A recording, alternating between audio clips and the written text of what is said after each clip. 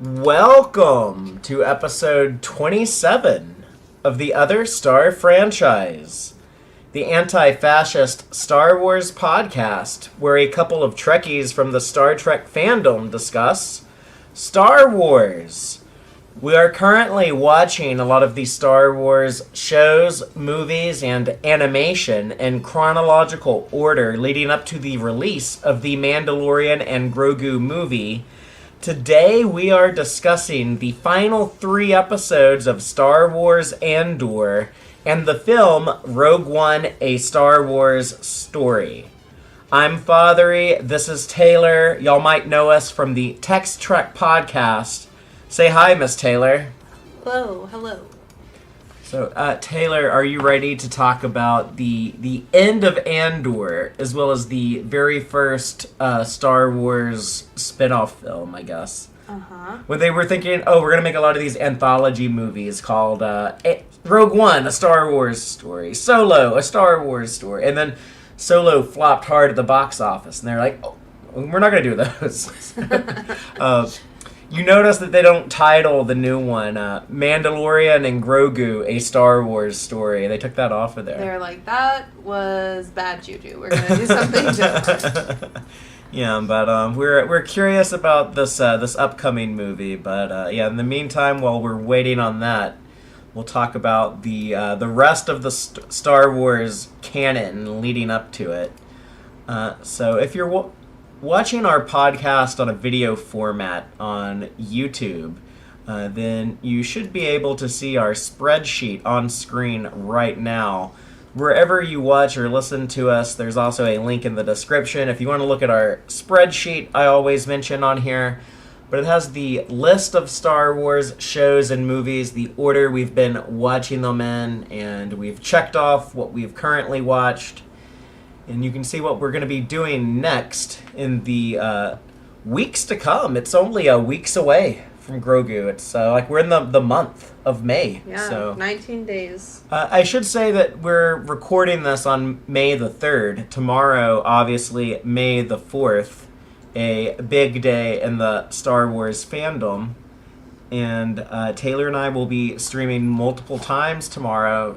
We'll be live for each of the original trilogy movies. We're going to do a stream for Star Wars, because I call it Star Wars, not A New Hope. I'm weird like that. But yeah, the 1977 movie that started it all, Star Wars.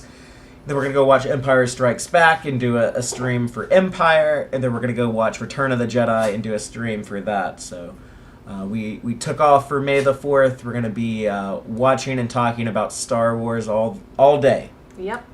Well, we actually do have one interruption. Yes, we're going to a friend's birthday party, but she happens to be a massive Star Wars fan. And she's born on May the 4th, and she's having a Star Wars birthday party, so it's in theme.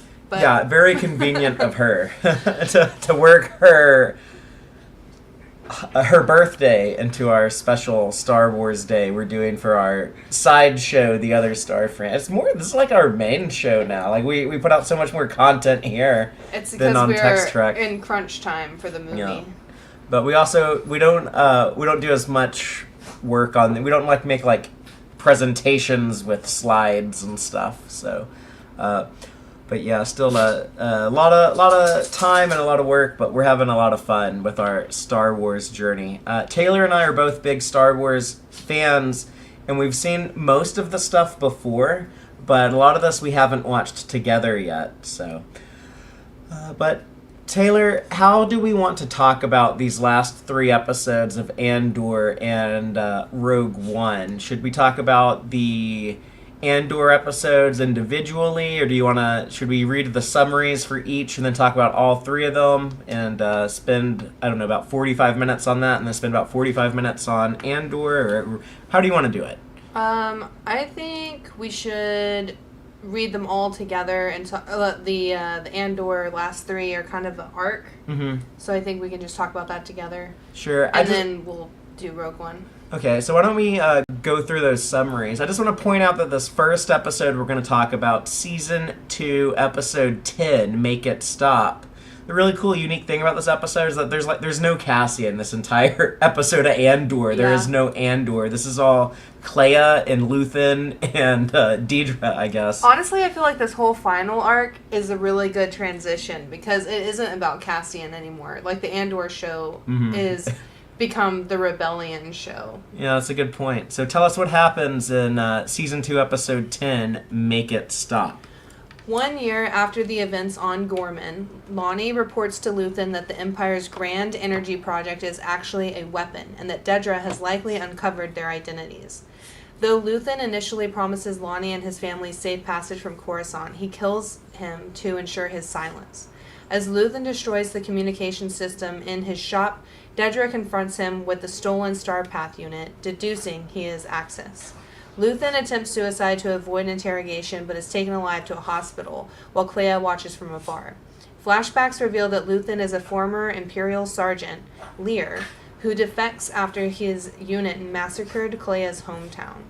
Finding Clea hiding on his ship, he informally adopts her, and they begin selling antiques while waging resistance against the Empire. In the present, Dedra is arrested for her overreach, and Clea infiltrates the hospital and disconnects Luthen's life support system. And then with Luthen dead, that brings us to Season 2, Episode 11, Who Else Knows?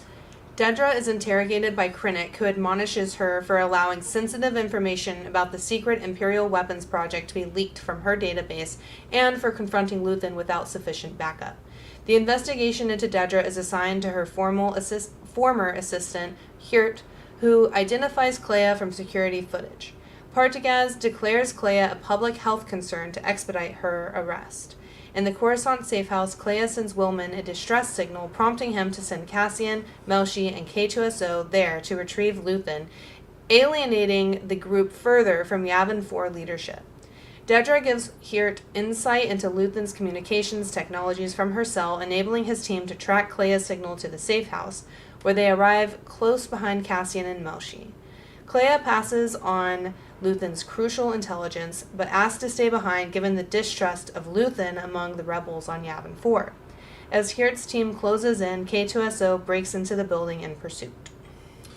Yeah, as we were watching that, I pointed out, I'm so glad when these episodes were first being released last year, they gave us 3-episode chunks of Andor on Season 2, because it would have been a real bitch to have to watch this 11th episode and then wait a week in the middle of that big climactic Clea extraction to see the actual resolution.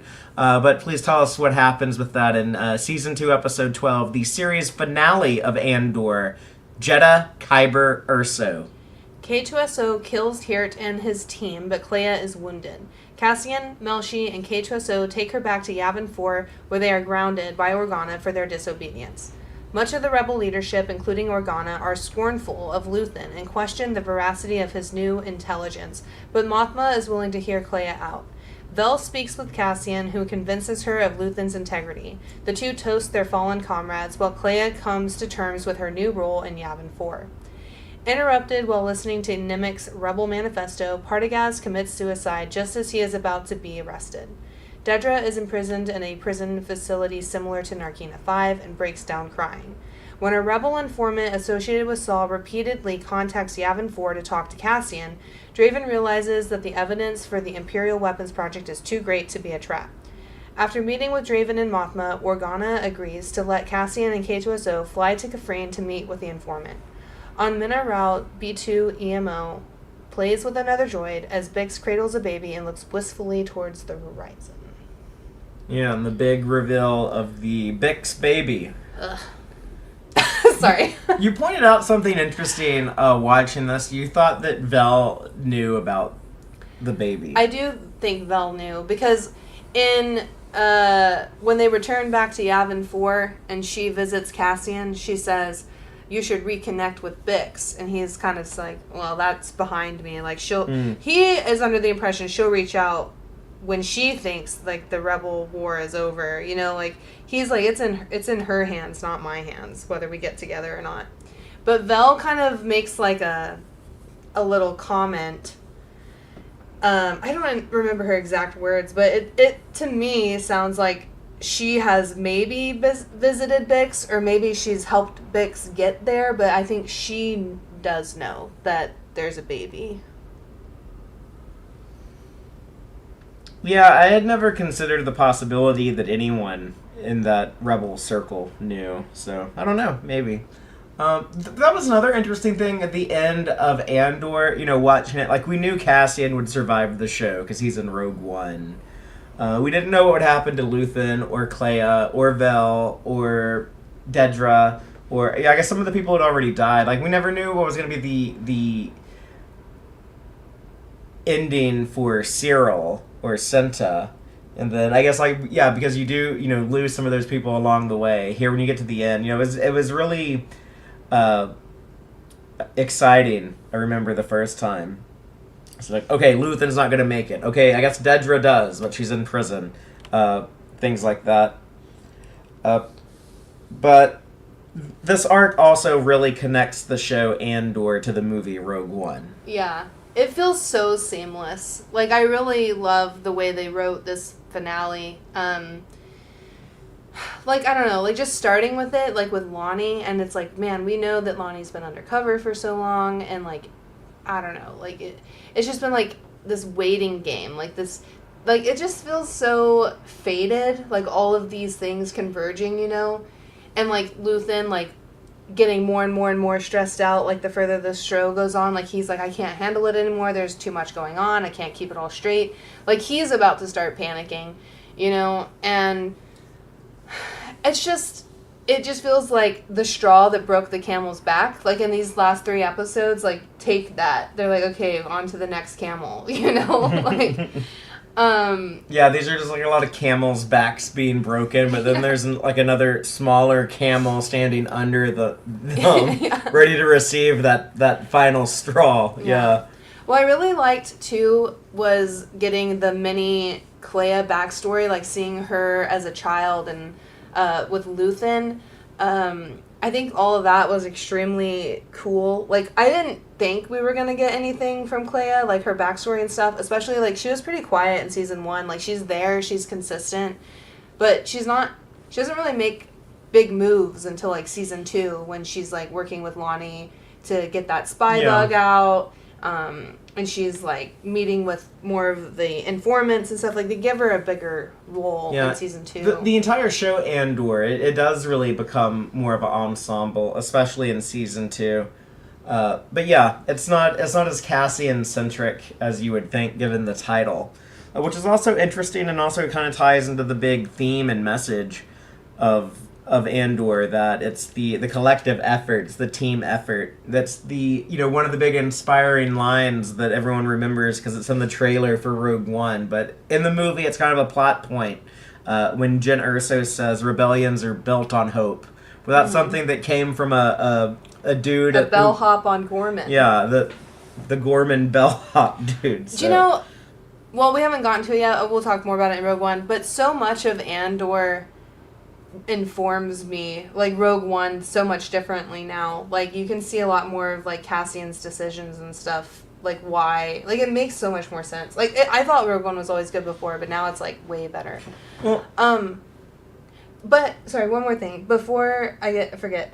That when I was watching the show this time, I was definitely thinking that Andor was incorrectly named. I was like, this show should have been named something different. But I get why they went with Andor, because they wanted to pool, like, people that enjoyed Rogue One and, like, liked Cassian Andor to, like, watch the show. That was the whole concept. Was right. That this would be the... But I think it's interesting that you brought that up, that you're like, oh, it's not really about Andor anymore. And I was thinking that it is kind of... But I don't know what else I would call it, like Yavin 4, but that doesn't make sense because the first season doesn't have Yavin. So it's like... Star Wars Rebels would be a good name for a TV show. But they've already taken it. Yeah, that was the second best show ever made. I think Alliance would have been good, like Rebel Alliance. But, I don't know. But, I mean, season 1, it's obviously the Cassian Andor show. It's just kind of like season 2 that it expands beyond that. Yeah, I agree. But, which, I kind of think that's appropriate for this show. But I guess the part that really impressed me watching this the first time is that, Rogue One is all about the Death Star. It's about like stopping the Death Star, and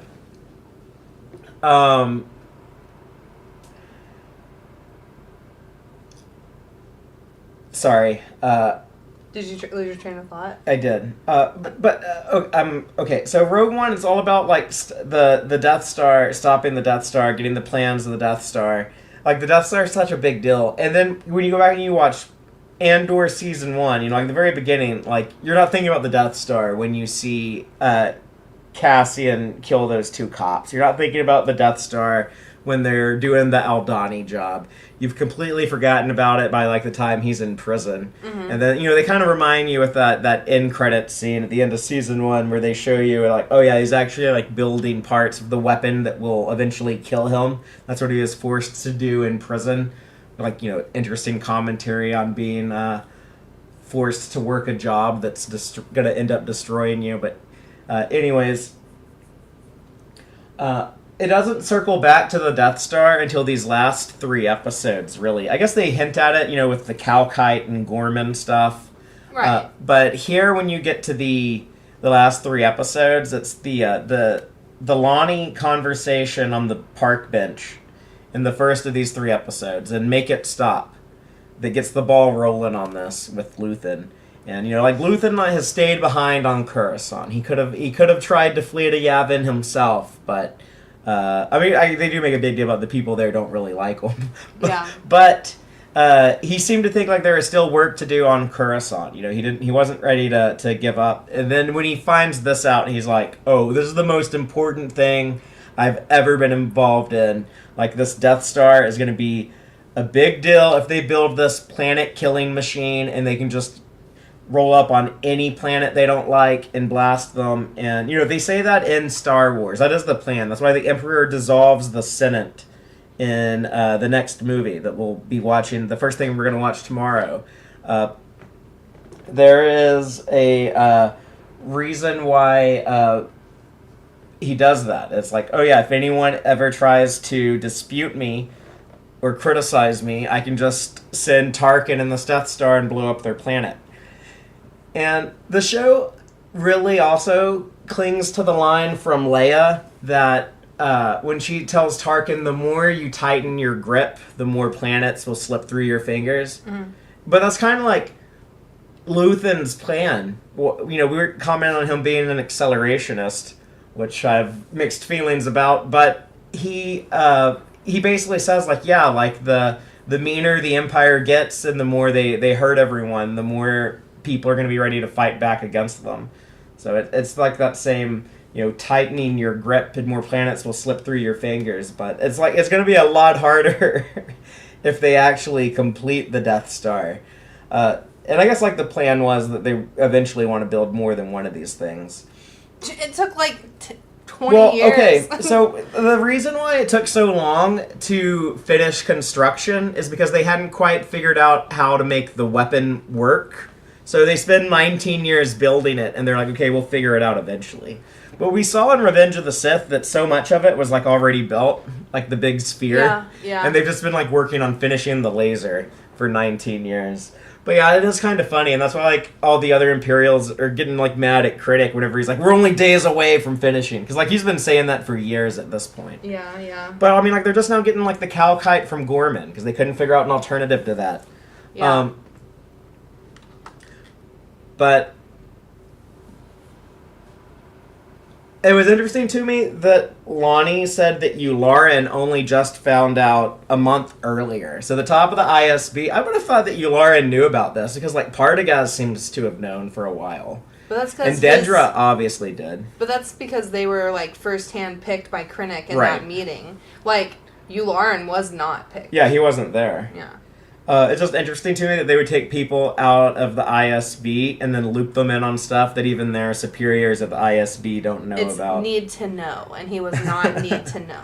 Yeah, and you kind of get the sense that like Krennic and Partagaz, like they might have, they had worked together for. He calls him Leo at one point in these episodes, and it's like, that's the moment when he's like, "I won't be able to save you, Leo." Yeah. But something that I talk a lot about is that like in these authoritarian regimes, like, someone has to fall on their sword and take the blame. Like, it can't be the system's fault, because then it's like, if the problem is the empire, then, well, that's like saying, like, the problem is the emperor. And he can't be the problem. Yeah. So you got to find someone to throw under the bus. It's kind of easy to throw him under the bus, too, because if you think about it, he had 3 people fuck up.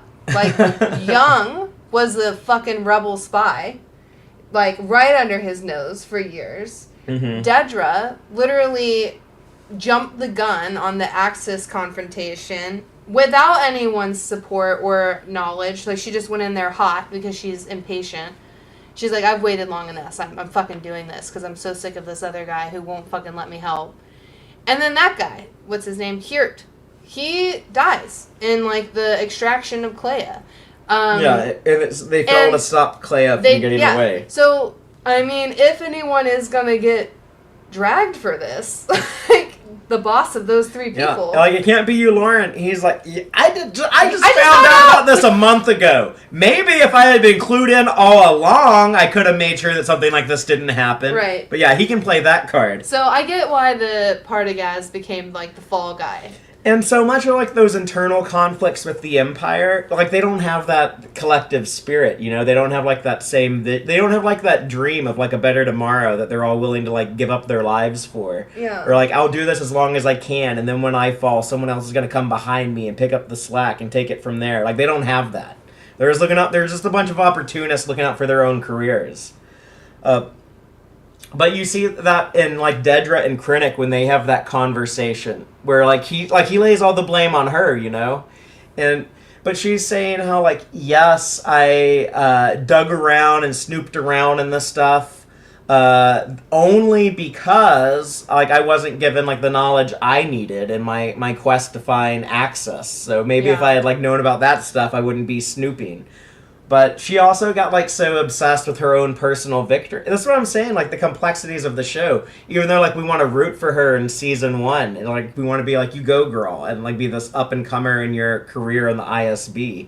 And then we see her here as, like, hey, I just got to keep my eyes on the prize and keep going. I'm going to get there. I'm determined. I'm the scrappy little determined gal. I'm ready to be the little orphan gal who could. Mm-hmm.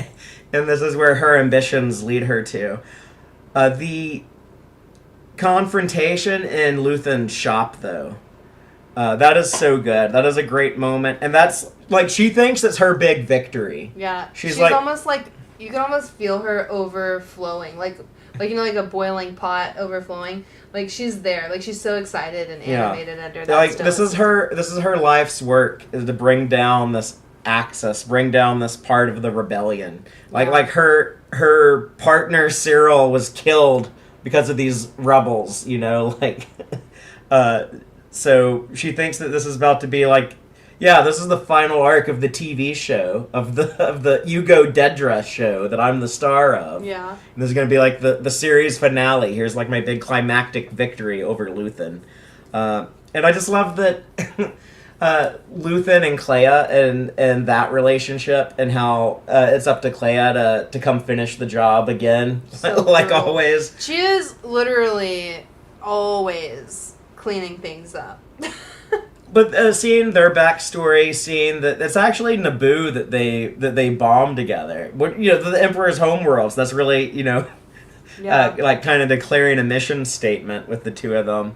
But like she begged him about to like bring her into the rebellion, and like she wanted to fight the Empire with him. Well, I feel like she's a big reason that he decided to. Like I know like he was already okay. Like in the beginning of the flashback, like Luthen is like the sergeant, and he's hiding on the ship because he's like so obviously emotionally. He doesn't want to like be sent out to kill civilians. Yeah. And he's hearing it. It's brutal. He doesn't want to do the shit that like the IDF does in Gaza. Yeah, and or what they're trying to do in Lebanon. He's like, I need to defect, but I don't know how. I think this was like the last straw for him there. You know what I mean? Like he's like, I have to get out. We have to leave. But I need like, I think he needed a reason. Like I think it wasn't like good enough for him. Like I don't want to say like a reason, but like when he found Clea hidden aboard his ship, he was like, oh, I have purpose now. Like, if I can save this girl and, like, get out at the same time, like, bonus points to me, or not bonus points, but like it gives him like clarity. Like it's not just like, oh, I could just die. It makes it easier to make those tough decisions. And I think also, like, she's the one who really forces him to go more rebel, because she's fucking ready to fight. And like, I love, like, their flashbacks together where they're, like, selling the antiquities along the way and stuff. And, like, they're kind of doing rebellion stuff. But Clea almost is the accelerationist to him. Like, she's like, we need to be doing more. Like, when are we going to actually be joining the fight? Like, what is the plan here? She's like, this isn't good enough. This, like, little bit at a time is not adding up enough for me. And so I think, like she really encourages more and wants more, and he hears her and does it. Then here, later in life, though, she, maybe she regrets some of those choices. But I don't think she does at all. She asked all this stuff of him, and then he spends the rest of his life asking stuff from her. She's like, I'm ready to serve in this cause, and he's like, okay, I'm gonna put you to work then. Yeah. Literally until my last breath. Yeah. You're gonna be doing these missions for me. Yeah. And I also feel sorry for him, because I know, like, after he gives himself the fatal wound with the knife to die, but then, like, when he doesn't die immediately, like, whatever level of consciousness he has after that is just going to be pure anxiety about dying quick enough. Yeah. It's just like, the moment he picked up that knife, the only thing he's going to think from then until his last thought is like, come on, you bastard, hurry up and die. Like, that's just, like, all he's thinking to himself. Yeah. So when Clea does come into the hospital and kill him, it's so many different emotions, because I feel like, well, this is, like, the big victory for both of them, but also, like, she's forced to, like, watch, like, her surrogate father die in front of her, and mm-hmm. and she's so cold and clinical in that hospital sequence, like, going undercover as a nurse, and then, like, eventually, like, sneaking in, having to, like, coldly and quickly murder a couple of guys, and then hurry up and get in the room. And she's so, like, cool, like cool-headed and calm and just, like, clinical about it. Mm-hmm. And then when she gets in the room with Luthen, then you can see, like, okay, like, she starts to get, like, a little emotional. Like, this is where it starts to get, like, a little harder. Yeah. That was really good, like, when she finally stepped into his hospital room and she closed the blinds. That was the first time I feel like she's breathed since she saw him loaded up in, like, the ambulance. And I would say, like, yeah, I do think, like, with Andor, even though I think it's, like, such a better show than I think Rogue One is a movie, I think it does work better if you have seen Rogue One first, just because, like, the weight of some of the stuff, like when Lonnie and Luthen start talking about things like, like a base on Scarif, the fuel comes from Jeddah, you start tying it together, like, all the stuff from Rogue One. Right. So when they're saying these things, like, you and the audience know, like, yeah, these are big fucking things. And the urgency of getting that message back to the Rebel Alliance, but it's Wilman and Melshi and Cassian who are like, hey, we gotta go. Luthen needs us one last time. I like seeing kind of the conflict there with Drave. I don't know, how do you feel about, like, Cassian just goes and just, like, takes a ship on a flight without permission with K2SO, and that happens more than once, it seems. I mean, we know of twice. Yeah. I think that's kind of fair, like, because, like, Cassian is in this as long as he has, like, little bits of freedom, and he said that to Blaven before. He's like, as soon as I'm locked down, like, I'm out of here, I'm done. Like, if you're controlling every single movement and breath that I'm, whatever, like, I can't, So I understand why he does it. I also understand why Blaven and the Rebel Alliance, like, council don't want him to do that, because it's like, they're finally based in Yavin 4. They finally have alliances, like, they're finally starting to, like, firm up to, like, prepare for war kind of thing. And, like, they cannot have their base revealed to anyone, who's involved, like, all of that could be traced back to them, So it is a huge risk, like, whenever one of their rebels, like, breaks off and goes rogue. I guess they do go rogue again. 3 Yeah, times that we know of. Rebels like to rebel. Yeah, that's another thing. It's like, well, what do you expect when you're getting all these people together who are all extremely hard-headed and stubborn and don't want to fucking follow like a new like a rule, you know? And like that's something I think we've talked about like more like in the Clone Wars, but I think also, you know, with like the Rebels, it's like when there's like rules that you have to follow that you don't want to follow, it's like saying no to, like, they kind of talk about that. They brush on this sometimes with like the rebellion, especially like in season 1 of Andor, like Luthen's rebellion, where it's like, well, we have to ask these horrible things of people, you know, and it's like sometimes they feel just as bad as the Empire. Like, I think that comes up in Rogue One as a conversation. Like, we've all done terrible things. We've been assassins and spies and saboteurs. Yeah, for the rebellion. And it sucks because, well, I think that's so realistic, though. Like, you can't have, like, a perfect war. I used to not like that. I used to not like that stuff being in Star Wars. Like, oh, I want Star Wars kind of be, like, just, like, the simple, like, good guys and bad guys. And, I don't know if I need, like, there were Rebel Alliance people who, like, like, bombed some Imperial guy and his whole family. Or, like did, like, these, like, bad acts for a good cause. It's like, I don't know if I want that in Star Wars. But... I think it's good to have a degree of that. I think the show Andor kind of made me like a little bit more open-minded to that. And Star Wars always had like a bit of that edge to it, you know, like that was kind of built in there from 1977 because Han shoots first. I don't care what anyone says. And Lando, but literally like betrays them and then has like some kind of redemption. So, you know, like that's kind of gray area-ish. But yeah, it's not as black and white. What else from...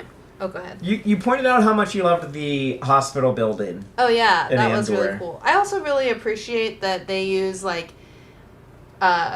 text and numbers and symbols that are similar but slightly different to, like, American English, I guess.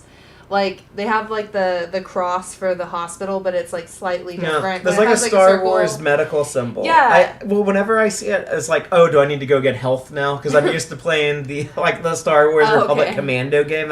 You go get Bacta if you're low on health, and the Bacta heals you back up, so...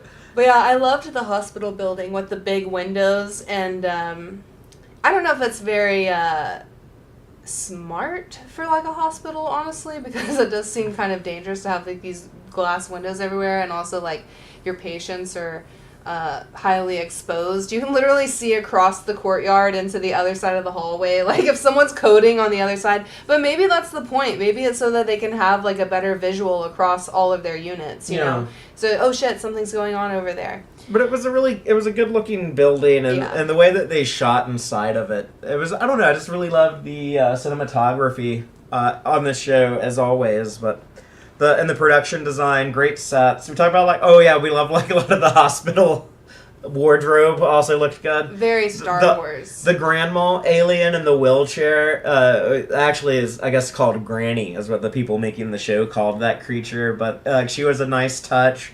The Imperials they're just like dudes at work, just like their casual nature, like when that one soldier who tells Clea when she's undercover as a nurse, and he's like, sorry love, you can't go above deck 18 or you know whatever it was, but it's just like, man, like to these guys it's just like another day in the office, you know. But it adds to that immersive, like that atmospheric immersiveness, the realness of the show. It makes Star Wars seem so real. Yeah.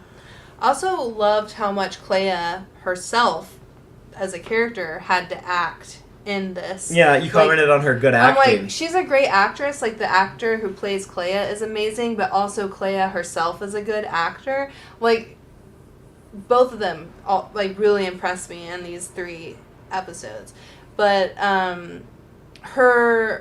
her like quick thinking and facial expressions and like, I don't know, she's so quick and decisive, and I like I like her infiltrating this building. Like, we don't really see it because she's always behind the scenes. You know, she's like on comms all the time and like deploying people and gathering intel. So she's not really like in the field very often. But I love to see that she, and I mean, this is like a callback to like her childhood. Like, we see some of like her in the field. But it's really neat to see her excel at both. Oh, what else? Dedra, her fate is, I guess, spend the rest of her life behind bars. We'll see. I don't want them to... that's one of my fears, is that, like, watching the end of Andor, I was really happy to see Clea and Vel survive, and I think they would be, like, really cool rebels to show up in future stories when you need, like, some rebel characters, but you can't get Luke and Han because Mark Hamill and Harrison Ford are so old now, but hey, hire these two actors to come back, and they can be a little rebel story, whatever you need. Yeah. But I don't want to see Dedra again. I want to know that, like, yeah, she had to go work in an Imperial labor camp until the day she died. I would be okay with them bringing her back for certain stories. I think it would be kind of cool because I would love to see the backstory of Dedra being an orphan from the Empire killing her parents and putting her in Imperial kindergarten. And then it was an Imperial Kinderblock is what they called it. Okay, well, it was enough But for yeah, me Imperial to be, kindergarten. oh, she was a little kid being indoctrined into the Empire. Yeah. And I think it would be really neat to have those flashbacks. I don't necessarily think we need a Dedra redemption arc, but I think it would be neat to have more of her story. Or maybe she gets busted out for another project. Like, they're like, oh, we knew that you were working with Krennic. Like, she could totally come up as, like, someone who helped build the new Death Star. Like, you remember when they're like, oh, this was the Death Star, but now this is the big Death Star. Yeah, the one in Return of the Jedi. Like, maybe she gets, like, promoted out of prison. And they're like, actually, we need you because you're the only one left from Project Krennic. Because everyone else has died. But she didn't do any of the science stuff. She was just there to help engineer the insurgency on Gorman, so that they'd have like an excuse to get like help us come up with an excuse to send the military in and slap these people down. I get what you're saying, but I think that they could still use her for building that one. Yeah, but I kind of think that defeats part of the story. Is that like, oh yeah, if you become a servant of the Empire, you're just a disposable cog in the machine for them. They're just going to use you up. They're just going to chew you up and spit you out. Yeah, but I think if they were truly done with her, they would have killed her. But I think that's kind of a fate worse than death. Like, it would have been easier if she could just, like, partigaz herself. Yeah, but I'm saying, like, it's worse because now they could come back and use her again. Like, that's almost worse for her. It's like, man, they betrayed me after all of this that I've done. And, like, I grew up in their stupid Kinderblock. And, like, I've done everything that they've ever wanted and more. And I tried to, like, go crazy and, like, scavenge for more work and do even better and, like, be informed. And they put me here. Like, she's, like, backstabbed by them. And, like, I think she also... Because she's really smart and she has great ideas. And so I think, like, a reason that they would put her in the prison and not kill her is because they want to use her again if they need her. That's what I'm thinking. But if they didn't need her... they could have just killed her. Like, I feel like that was very clear. Like, Partagas even said that to Hirt whenever he was like, if you fail to get Clea, like, you're dead. He basically said that. He's like, you better add your name to the Imperial March list. Speaking of Hirt, I love how little respect he got during his death when K2SO is just kind of using his corpse as literally as a human shield. Yeah. And then that Imperial Sergeant is just like, he's so scared for his life. He has no problem shooting at his superior to stop this crazy, scary droid coming for him. Yeah, he's like, well, he's already dead. I think it's more that, like this side, people only look out for themselves. On the Rebels side, it's all about working together in collectivism. And that's the ultimately the victorious side. But I don't know, anything else on these? I guess we should talk more about like the last episode, like the big ending there. Yeah, I like how it wraps up everything. Yeah, getting them back on board the ship with the help of K2SO. Again, like that's something from the original script for the very first episode that Tony Gilroy, right? Not Henry Gilroy is the guy who works on Rebels. Tony Gilroy, I think, is the Andor guy. But Tony Gilroy saw the script for the first episode of Andor, the proposed script, like the first draft of a pilot, and he said that in that script, you know, and then the third act, Cassian gets in trouble and then calls K2SO to come in and help him. And K2SO had been waiting in the ship the whole time, and when he gets that message from Cassian, he's like, okay, and then he just like runs in and beats up all the stormtroopers and rescues Cassian. And Tony Gilroy said, like, yeah, if you want to do 5 years of this, it's just going to be the exact same story over and over and over again. Like, how about if you want to tell like the 5 years of Cassian working for the rebellion, instead of trying to do 5 seasons of Cassian and K2SO go on spy missions that always, because like how do you take the K2SO on a spy mission? Like he's gonna have to like wait in the ship and then come in and beat everyone up. He's too obvious. Yeah, so he's like, instead, why don't we do like a season 1 where we find out how Cassian joins the rebellion, and then do a second season that shows a little of each year in the 4 years leading up to Rogue One, and then we bring in K2SO right at the end, and we can have him do this cool action set piece at the end of the show instead of in the first episode. Yeah, and it's good that there's no survivors anytime there's K2SO in there, like, doing the dirty work, because, like, the other thing, you don't want the Empire to know that there's, like, a reprogrammed K unit.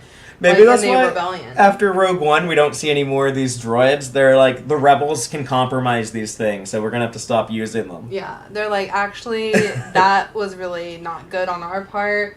Those things are absolutely horrible. They break backs and necks like toothpicks. I wanted to bring up the safe house on Coruscant one more time, because I love that we see this apartment multiple times throughout Andor. You pointed out it's always more and more ran down. Always more and more ran down. And what I also love in these episodes is the Imperial unit that they deploy to go find Clea, they actually enter a unit right below them. So you can see what, like, a perfect house unit looks like well lit, taken care of, like, the family is there. Right, it's and like they redressed the same set, though, for that. Yeah. And it's, like, golden yellow, like, nice and lit. Like, it's just so pretty. And then they immediately go up to, like, the safe house, and it's just, like, grungy. There's water leaking out of the faucets and the ceiling. And it's, like, like, it looks abandoned, you know? So it's really cool to see, like, that huge juxtaposition between the two. And I think it also shows, like, a really big difference, too, of, like, when Andor and Bix were staying there at that safe house, like, she really fixed that place up, because she was like, we're going to be staying here for a while. Like, I want to do something about these windows. Also trying to stay busy, because she was having, like, PTSD nightmares all the time. Yeah, so. But also, like, that was something that she could contribute to the rebellion. She's like, well, I can't work right now. I might as well fix up this safe house for us and then whoever's coming after us. But then, like, no one else takes care of it after that. Yeah, after Bix split, no one else gave a shit about that place. That's kind of funny. But when we see the people on Yavin, you know, in these final episodes, like Melshi goes on that mission to save Clea with Cassian, and then we see Bell Organa, even though it's a different actor, he's wearing the same wardrobe he wears in Rogue One. We see Melshi and the alien guy, Pabu, or whatever his name is. Pyul. Something like that. But we see them like marching around with they look like the dudes who end up dying on the beach in Rogue, but like the team who volunteers to go with Jyn Erso. Mm-hmm. You know, also when they keep talking about Tivik, right? That's the guy who they had on Jeddah, keeping an eye on Saul Guerrero. Lines up very well with Rebels, by the way. We saw in season 4 Rebels, Saul got the intel that the Empire are digging up Kyber crystal on Jeddah. Yeah. So he goes to Jeddah. You know, like he wasn't around to help out with Lothal. We were figuring out like the people who showed up at Lothal and the people who didn't. The show Rebels really made a big effort to bring back so many recurring characters in that final season, except for the people who are busy in Rogue One stuff. Yeah. But in Andor, they show that Saw is on, even though he won't admit it to Mon Mothma, he's like, maybe I'm on Jedha, you don't know? You think you have spies on me? I have spies on the spies that you have on me. You think you're out spying me? Oh, yeah. He was high on that call. He had his, okay, so now he's moved up to having, like, the Rhino vape mask, like, on his chest, where he could just huff fumes whenever he wants. He's on a call with Mon Mothma and Bel Organa and, rebel leadership. And he has, like, his vape mod, like, on his chest. Yeah. So it's like, they're thinking, like, man, this guy is crazy. He fried his brain. What's funny is, like, when I first watched Rogue One, I always thought that was, like, an oxygen pack. Because, like, he was, like, old and brittle and cyborgy. Yeah. And he needed, like, additional assistance to have air. And so, like, obviously Andor changed that, like, a lot. But I think that works. I like the retcon, yeah. Yeah, because it works because it's like, oh, well, we need to make more sense of why Saul was more level-headed in Clone Wars and kind of insane by the time we get to Rogue One. But also how, like, part of this, like, lifestyle, always having, like, look over your back for the Empire. Like, how it drives these guys. Like, they burn themselves out doing this. With the paranoia. Like Luthen and Saul, they it's like they don't burn themselves up, they cremate themselves. Yeah. One thing I am still shocked by and hate is Luthen killing Lonnie and, like, lying to him that he's gonna get him to when he puts his hand on him and he's like, hey, we're in this together. He's well, to be fair, he does mean that. Like, Luthen will kill himself for the same cause. Luthen puts his money where his mouth is, yeah. But dude, I was sad as hell because his poor wife and kid, they probably get Imperial I don't know, abducted. that might have saved them. Like, instead of, if they had run off with Lonnie, that might have put them in more danger. Maybe. I don't know if that saved them or not. But I know Luthen made the determination that, like, well, this guy is going to have to die a rebel. He's going to have to die a rebel hero right now. Like, it's not his call. I hate that he did that. It's the call I'm making for him. But, I mean, I understand why he did, but I still hate it. Like, but I don't know. Like, Cassian's a guy who, like, really seems to care about other people. But even he will... Even he will kill a comrade to stop them from potentially being captured and spilling the beans. So. Yeah. But yeah, it is... Like, they do that on purpose to make you, question how much you like Luthen. And gray areas. Yeah. Yeah. But, yeah, I think it was a good creative call for the writers. At the same time, it's like, I debate with myself, well, like, I understand why Luthen would do that, but was it the right thing to do? Yeah. I was like, well, I wouldn't want to do that. Like, I don't think I would do that, but then, like, I don't know. Maybe if I was the guy sitting on that park bench that Lonnie's telling the Death Star secrets to, then maybe they wouldn't have.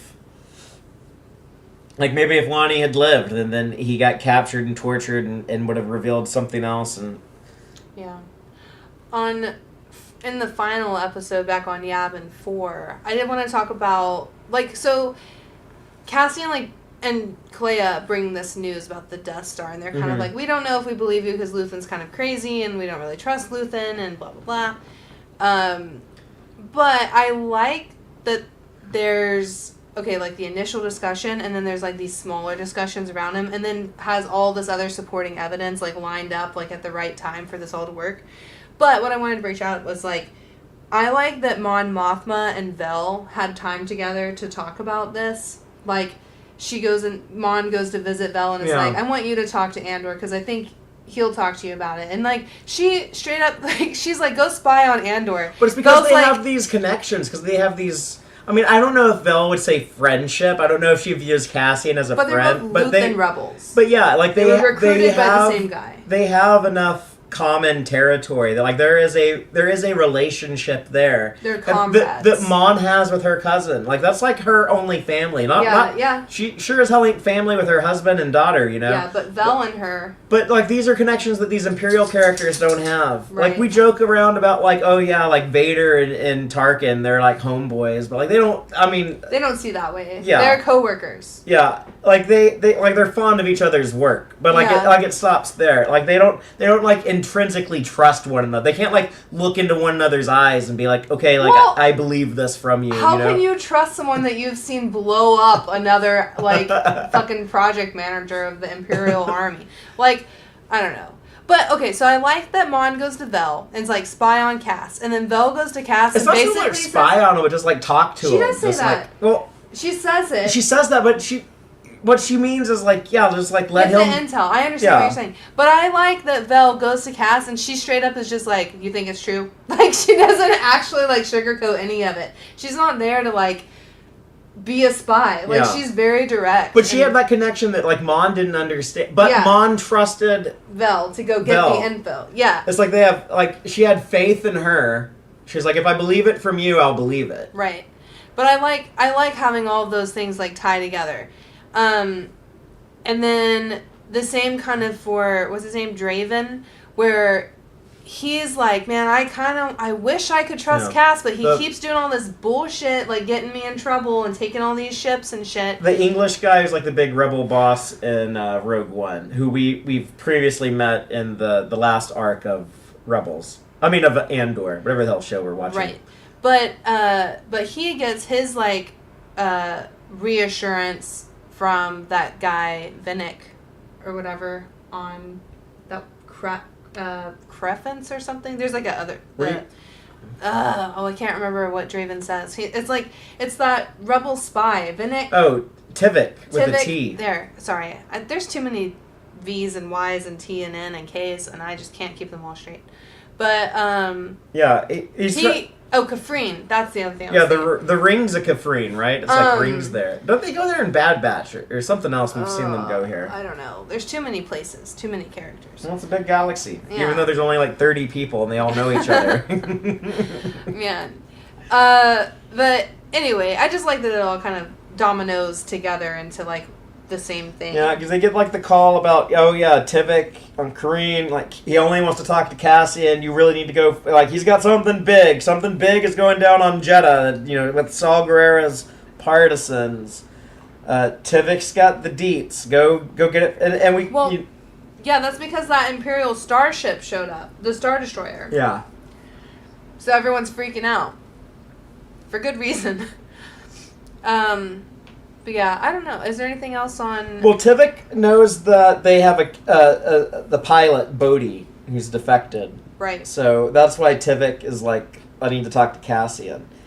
Also, I think it is like a bit of a coincidence that I mean, I know you can say like it's the will of the Force. Like that's like, I think Joel in the live chat is probably getting ready to type. It's the will of the Force, Fatheree. Calm down. But it is very much a bit of a coincidence that right at the same time that Luthen finds out about the Death Star, shortly after that, that's also when Galen tells Bodhi about this is going to be for a super weapon called the Death Star, and you have to help the rebels sabotage it.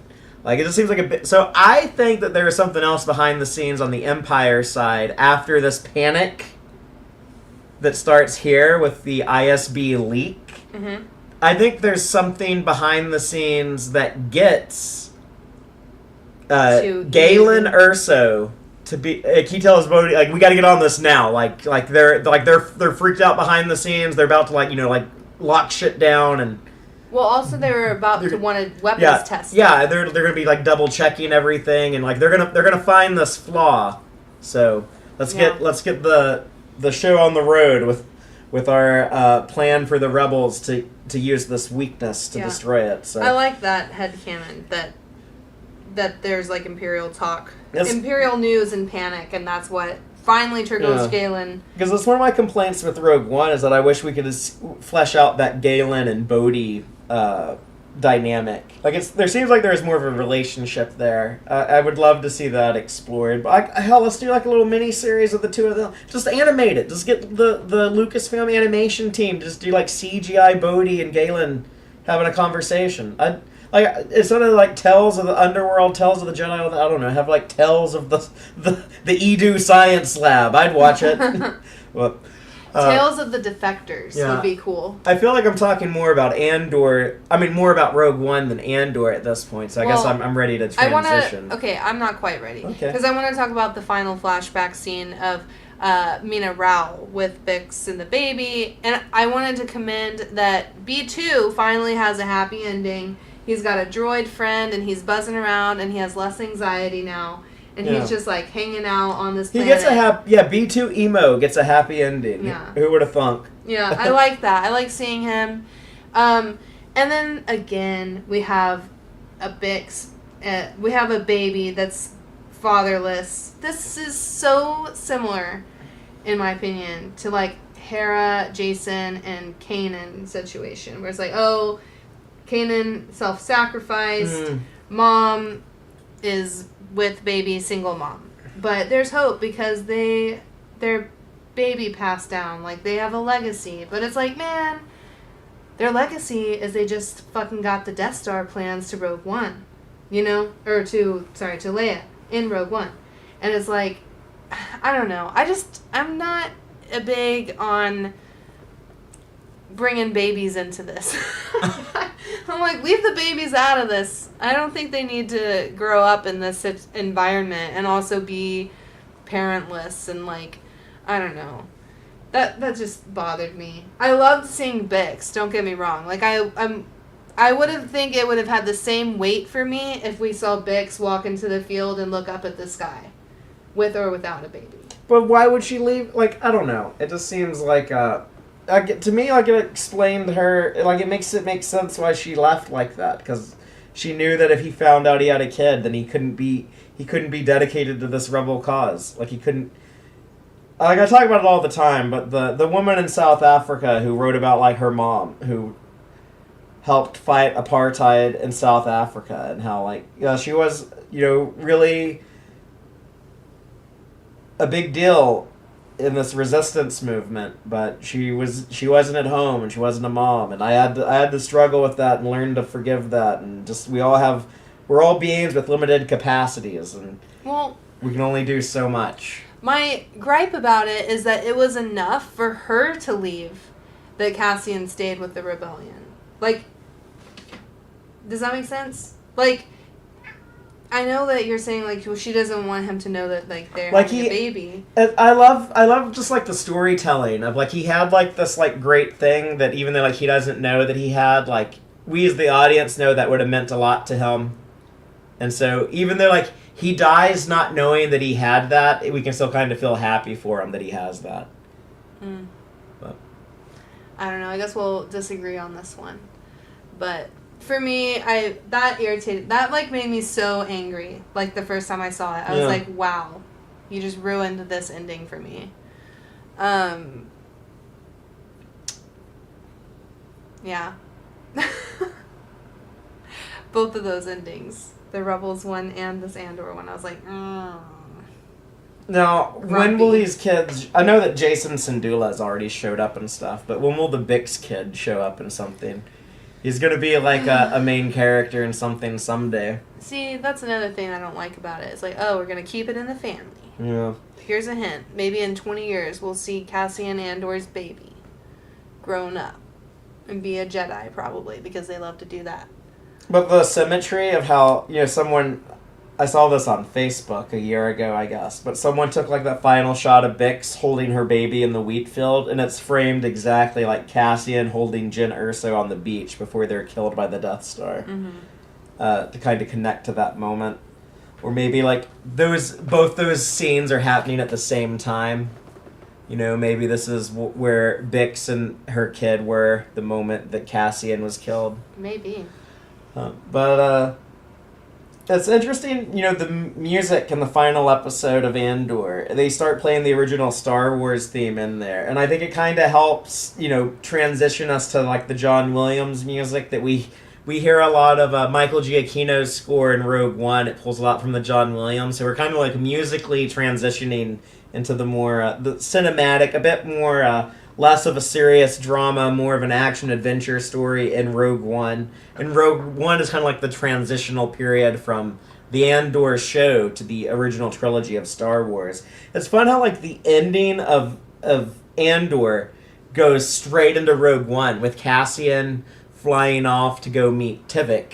Yeah. And then that's the first thing you see Cassian doing in Rogue One. Yeah. Everyone's talked about this, but the way they like he's watering his plants at home. Like he's expected to come back home and continue to live his life on Yavin. And we as the audience know that ain't going to happen. Right. Are you ready to move on to Rogue One? Yeah, I think so. Do you want to give like a quick summary of the movie? So Rogue One opens with a flashback to Director Krennic as a younger Imperial military scientist. And he's on this farm planet with his old pal Galen Erso. There's actually a novel called Catalyst that a lot of people who like Rogue One, that's just Taylor popping a top on this Dr. Pepper. You were all like trying to be quiet about it. Well, and I didn't want you to feel self-conscious, so I just said what it was. Well, so I you don't have wasn't to worry. self-conscious until you called me out. But anyways, sometimes I pop a top on these shows. I just like to say it's like Dr. Pepper, so people know it's not beer. But we do drink on this a lot. We're talking about Star Wars a lot, but not currently. Anyways, I'm trying to tell my summary. So if you read this book, Catalyst, it goes more into the background of Director Krennic and Galen Erso. But basically, at the end of the Clone War, they were working on this government project for the Republic. I think at one point it actually was going to be an energy-providing science technology thing. But they call in Andor, they talk about Palpatine's energy program. It's all a ruse. Yeah, it's all actually going to be this super weapon. But yeah, so Galen Erso is really the brains behind it, and Krennic is just like the guy who really wants to take credit for it. But yeah, he's on this farm planet trying to bring Galen back into the Empire. Like, come help us finish that weapon we started. And then he kills Galen's wife after she shoots him, and he has those tall ass, scary looking stormtrooper guys in like the black armor, the Death Troopers. They're looking for little kid Jyn Erso, who runs off with Saw Gerrera. If you read that book, Catalyst, Saw actually got them off of Coruscant, I believe, is like how the book ends. But so Jyn Erso goes and spends her youth learning from this rebel freedom fighter, Saw Gerrera. Then we cut back to current time where we are, shortly before the events of the original Star Wars movie. But we see Cassian meet up with the rebel informant Tivik at Kareen. Tells him about Kafrene, whatever the hell it is. Tells him about Saw Gerrera has captured this Imperial pilot, this defector, and about the big secret super weapon. And then Cassian kills this guy, so he's not captured by the stormtroopers. They're coming after them. He is injured and couldn't. So like in Rogue One, I guess this is the movie that introduced these characters. So you think, oh yeah, this guy Cassian Andor, he's a bad dude. He might help out the rebels. He might shoot someone. You don't know. But they grab Jyn Erso out of Imperial imprisonment. She's being kept in a turbo tank, like we saw. What was his name? Rampart in the Bad Batch. But they get her out of there. They take her to Saw Gerrera, who plays this message that Galen Erso gave the pilot Bodhi to give Saw to give to Jyn. And he says, so I pretended to be a good little Imperial scientist working on this weapon. I knew if I wasn't, they would just replace me with someone else. So I secretly worked on it all along. But I built a weakness into the power reactor. If you take down the power reactor, the whole station will explode. Unfortunately, the station shows up right above Jeddah they know that there's a leak, that information's getting out, so they blow up their dig site where they were digging up the Kyber crystal.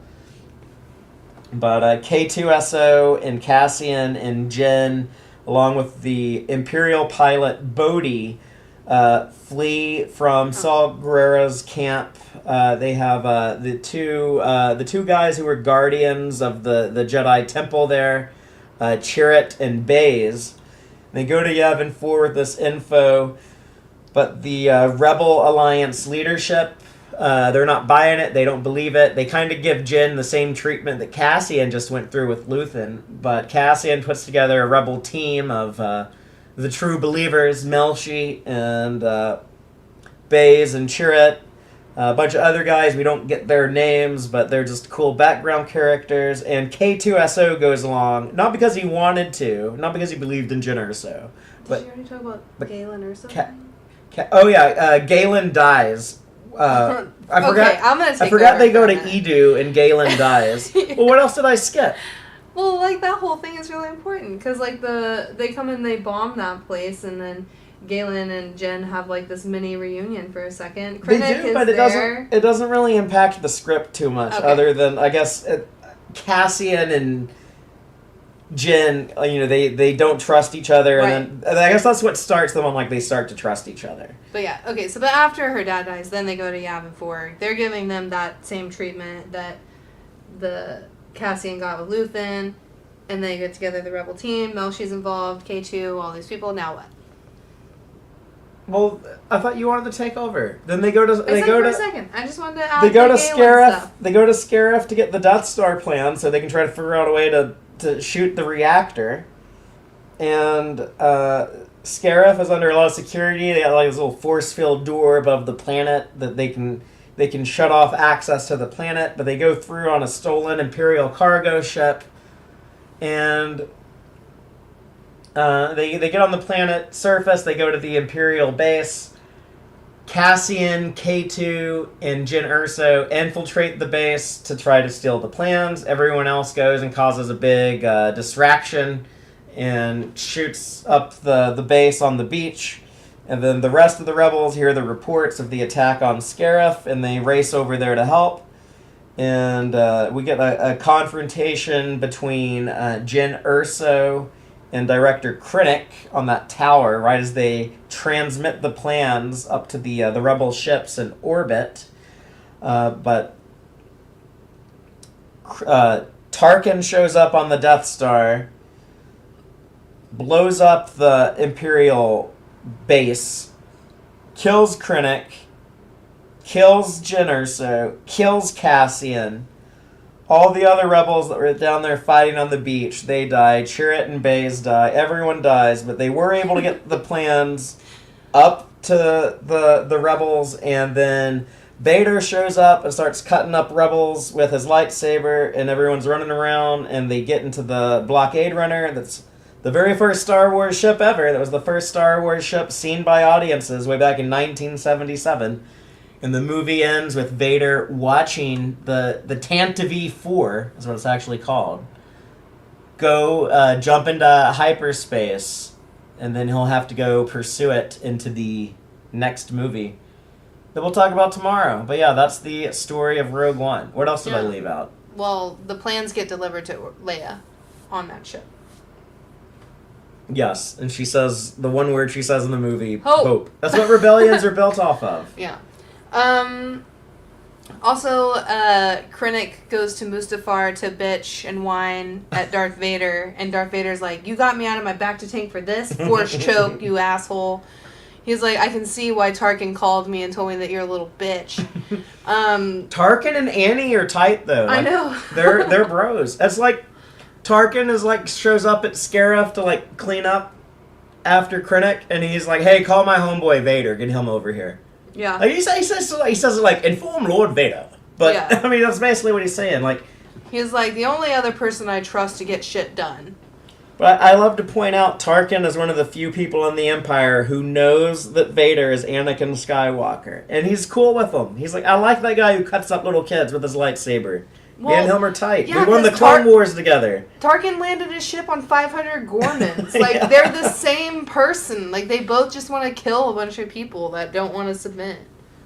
But, anyways, yeah, Rogue One. Everyone dies. So, the first time I saw this movie in December of 2016, I really wanted to like it. I was, like, I told you, I was nervous when I found out Disney was going to make more Star Wars movies, and I was really unsure about The Force Awakens. I was like, man, Return of the Jedi, such a perfect ending. Why does anyone want to continue after that? Like, but the idea of, like, hey, this movie Rogue One. It's going to tell the story of basically the first paragraph that's in the opening crawl of Star Wars when it says a rebel alliance striking from a hidden base have won their first victory against the Empire. Mm-hmm. It's like, I want to see that movie. Let's make a movie of that. I want to see them steal the plans to the Death Star. And then when I saw the movie, it did not live up to my hopes. I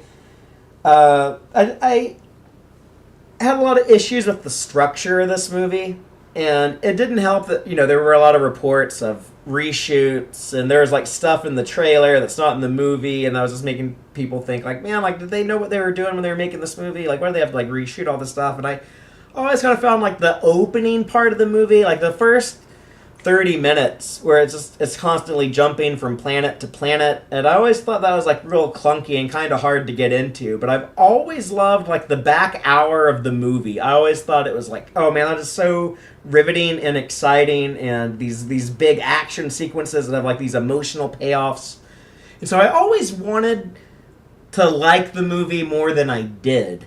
But I love Andor so much that after watching 2 seasons of Andor, and I go back to Rogue One, and it just, having all that Andor context does wonders for this movie, in my opinion. And now that like I'm a bit more familiar with like, the characters and planets and stuff that we get in the beginning of the movie, I always say like, oh yeah, I shouldn't have to read like the book Catalyst, or like I shouldn't have to watch like Clone Wars and Rebels to know more about Saul Guerrera and like this character, but having all that stuff, it does like really help. I really enjoy Rogue One now because it just has so much more context around it that it fixed some of those early problems I had. Yeah, I was late seeing this movie because I wasn't really. I mean, I don't want to say that I wasn't into Star Wars, like, because this came out. After the second one? After the second sequel? After the first one. It was after the first one? It was 1 year after The Force Awakens. Oh. That came out in December of 15, then this one came out in December of 16. Well, I don't know why I didn't see it in theaters then, because I wasn't put off by Star Wars at that point. You were busy. But, yeah, it was You were a probably. busy 21-year-old when this came out. But I don't think I saw it until 2018 or 2019 even, and it was like on TV. I don't even know. Like, it wasn't Disney Plus. Well, Disney Plus came out in 2019. No, it wasn't on Disney Plus, so it was before that. I don't remember where I watched it, but I know it was at, like, someone's house and we watched it. But, I remember I was really impressed with it then. I was also a little bored, and I hadn't seen Rebels, I hadn't seen Clone Wars yet, so, like, my only context was basically the movies. The originals, the prequels, and then one sequel, I guess. Or no, I think at that point I'd probably watched all the sequels that had come out. Yeah, but they came out in 15, 17, and 19. Yeah, so I'd probably seen all the sequels. The first one multiple times and the last 2 only once. But I remember really liking Rogue One, mostly because it surprised me a lot. Like, at every turn I felt, oh my god, that person died. Like, when it opens with Cassian killing that other rebel, I was shocked. I was like, oh god, like, this is gonna be a dark movie. I was mad. I was like, man, I don't want Rebels to be dark. I was like, this is interesting. I was like, this is different than what they've always done. And, that kind of, like, got me hooked. I wasn't really, like, a Cassian fan, like, at all, like, during the movie until lately, like, now watching Andor, I'm like, oh, like, Cassian makes so much more sense to me now.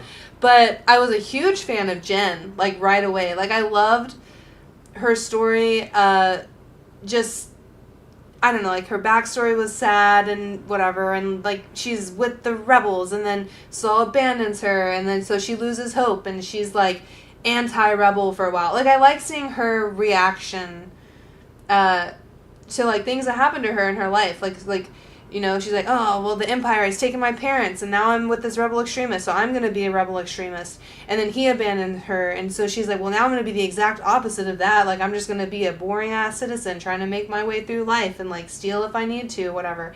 And she gets, like, dragged back into it. But I love, like, how quick she is to turn right back into being a rebel. Like, she, like, is so naturally in place there, having been raised by Saul.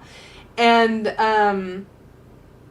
I don't know, like, I just enjoy, like, she's very, like, you mentioned several times during this rewatch, like, she's fearless, like, she's really brave, like, she stands up to stormtroopers and rescues babies and droids. The street battle on Jeddah, like, she, like, runs out in the middle of that battle to grab that crying child. Yeah. Or, like, when Saw Gerrera's rebels are about to or no, it was Baze, right, who's about to shoot K2, and she, like, runs out in front of the droid and puts, like, her arms up. It's like, no, don't shoot. Yeah. She's so fearless throughout this movie. And I love that like, my favorite Jen moment is when she's, like, all the stuff with her dad's in the past, but she's, like, fully in now. She's, like, she's like, okay, my dad's dead, all this information, I have a reason to do, like, she has, like, purpose, is, like, what it feels like. She's like, I am the one who delivers this, and I want to be the one that has an impact in this. Like, both my dads I literally saw both my dads just die. Like, Saul died right at Jeddah, and I saw this whole city get blown up, and then saw my dad die, like, right in front of me.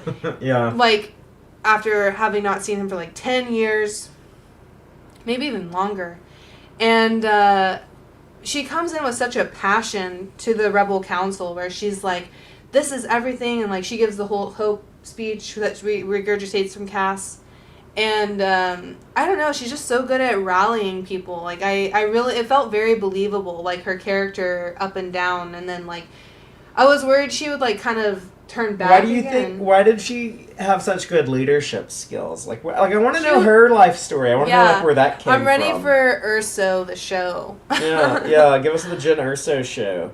But she has a cool story. Like, she, if you read the book Catalyst, I haven't read this book in almost 10 years, so I might not remember it exactly. But the way I recall it is that the last chapter is Saw Gerrera getting her family off of Coruscant when they go into hiding on that, and, you know, when he goes off to hide as a farmer, and she's just like a little kid. You know, there's that flashback to their life on Coruscant in the movie where she's supposed to be like 4 or 5, you know, around the time of Revenge of the Sith at the end of the Clone Wars. But as she's fleeing on this ship and she meets Saw Gerrera for the first time, which I think about it now, I guess he would look like how he looked in the Clone Wars when he was young.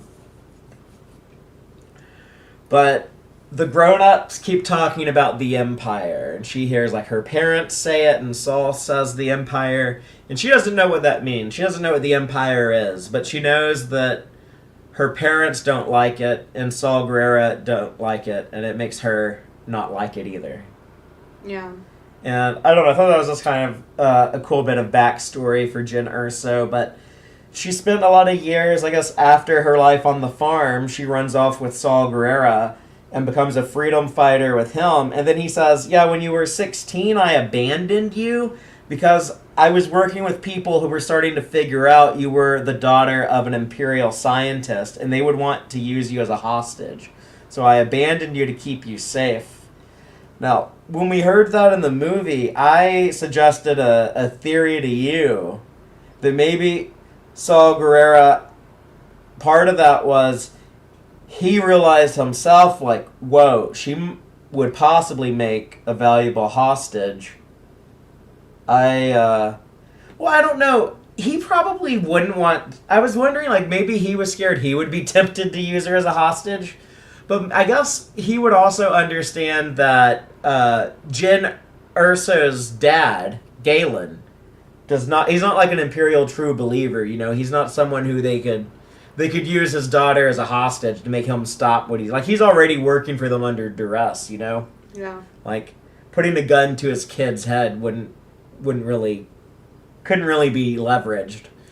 Well, I think he's thinking more like the Empire has been looking for Jen because they want to have Jen alive to control Galen more. Yes. It's more of like they want her for that, not like to So they could use her as like a hostage against the Empire. Like, yeah, we'll give you Urso's kid if you give us, whatever. Yeah. Or if you'll like release these prisoners, or if you'll like, yeah. Someone would think like, yeah, I can use this to our advantage. And Saw Gerrera was like, no, but he seemed pretty tore up about it though. He told her oh, I've thought of you like every day. It's funny, we see all this stuff of Saw Gerrera in the past. I want to see like the Saw and Jen stuff. This is an example of they're telling instead of showing. I want to show. Let's show that stuff. Yeah.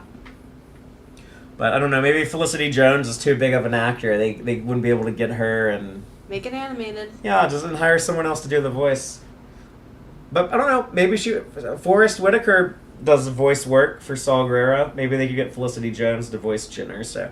She actually did voice some of that Force and Destiny stuff that didn't even make it to our spreadsheet because I don't think it's worth watching. If you're curious about Force and Destiny, feel free to Google it. But let's talk about more about Andor. I just mentioned Saw Gerrera. He has robot legs in this. He's kind of like Darth Maul with robot legs. Yeah. It's funny how all these different factions in Star Wars, they all get like the the guy who's half robot. It's like the Separatist had Grievous, the Empire has Vader, the Sith had Maul, and now the Rebels have Saw. Yeah.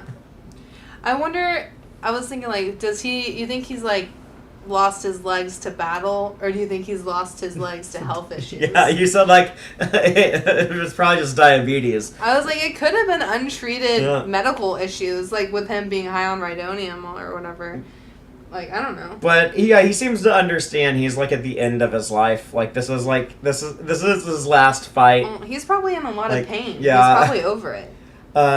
He came to Jeddah trying to track down this. It's a lot of what we saw with Saw Gerrera in Rebels, where he had tracked this program, this construction program, whatever they're building, to Geonosis. As like, what was the Empire doing here that they're trying to hide? Whatever it is, they're getting Kyber crystals from Jeddah. That's kind of weird. Let's go to Jeddah and see what it is. And then he finally gets his hands on this Imperial pilot who spills the beans. And so, like, I guess getting that back to the rest of the rebellion, even though, like, he didn't get along with Mon Mothma and Bail Organa, and, like, we saw a lot of that, like, just, like, knowing that, like, he had done that was a... that was enough of a big victory that I guess he felt like he was done fighting. It's really cool, the comic book adaptation of Rogue One, when that big shockwave on Jeddah is coming towards Saw, and he says, like, I'll run no more, or whatever he tells Jen when he stays behind. Mm-hmm. That was one of the things I complained about when I saw Rogue One for the first time. I was like, why? Why just, like, stay there and die? Like, why not go with them? Forrest Whitaker? What the hell? But in the comic, he has, like, this one panel where he's just standing there watching the shockwave coming to kill him. And he says his sister's name, Steela.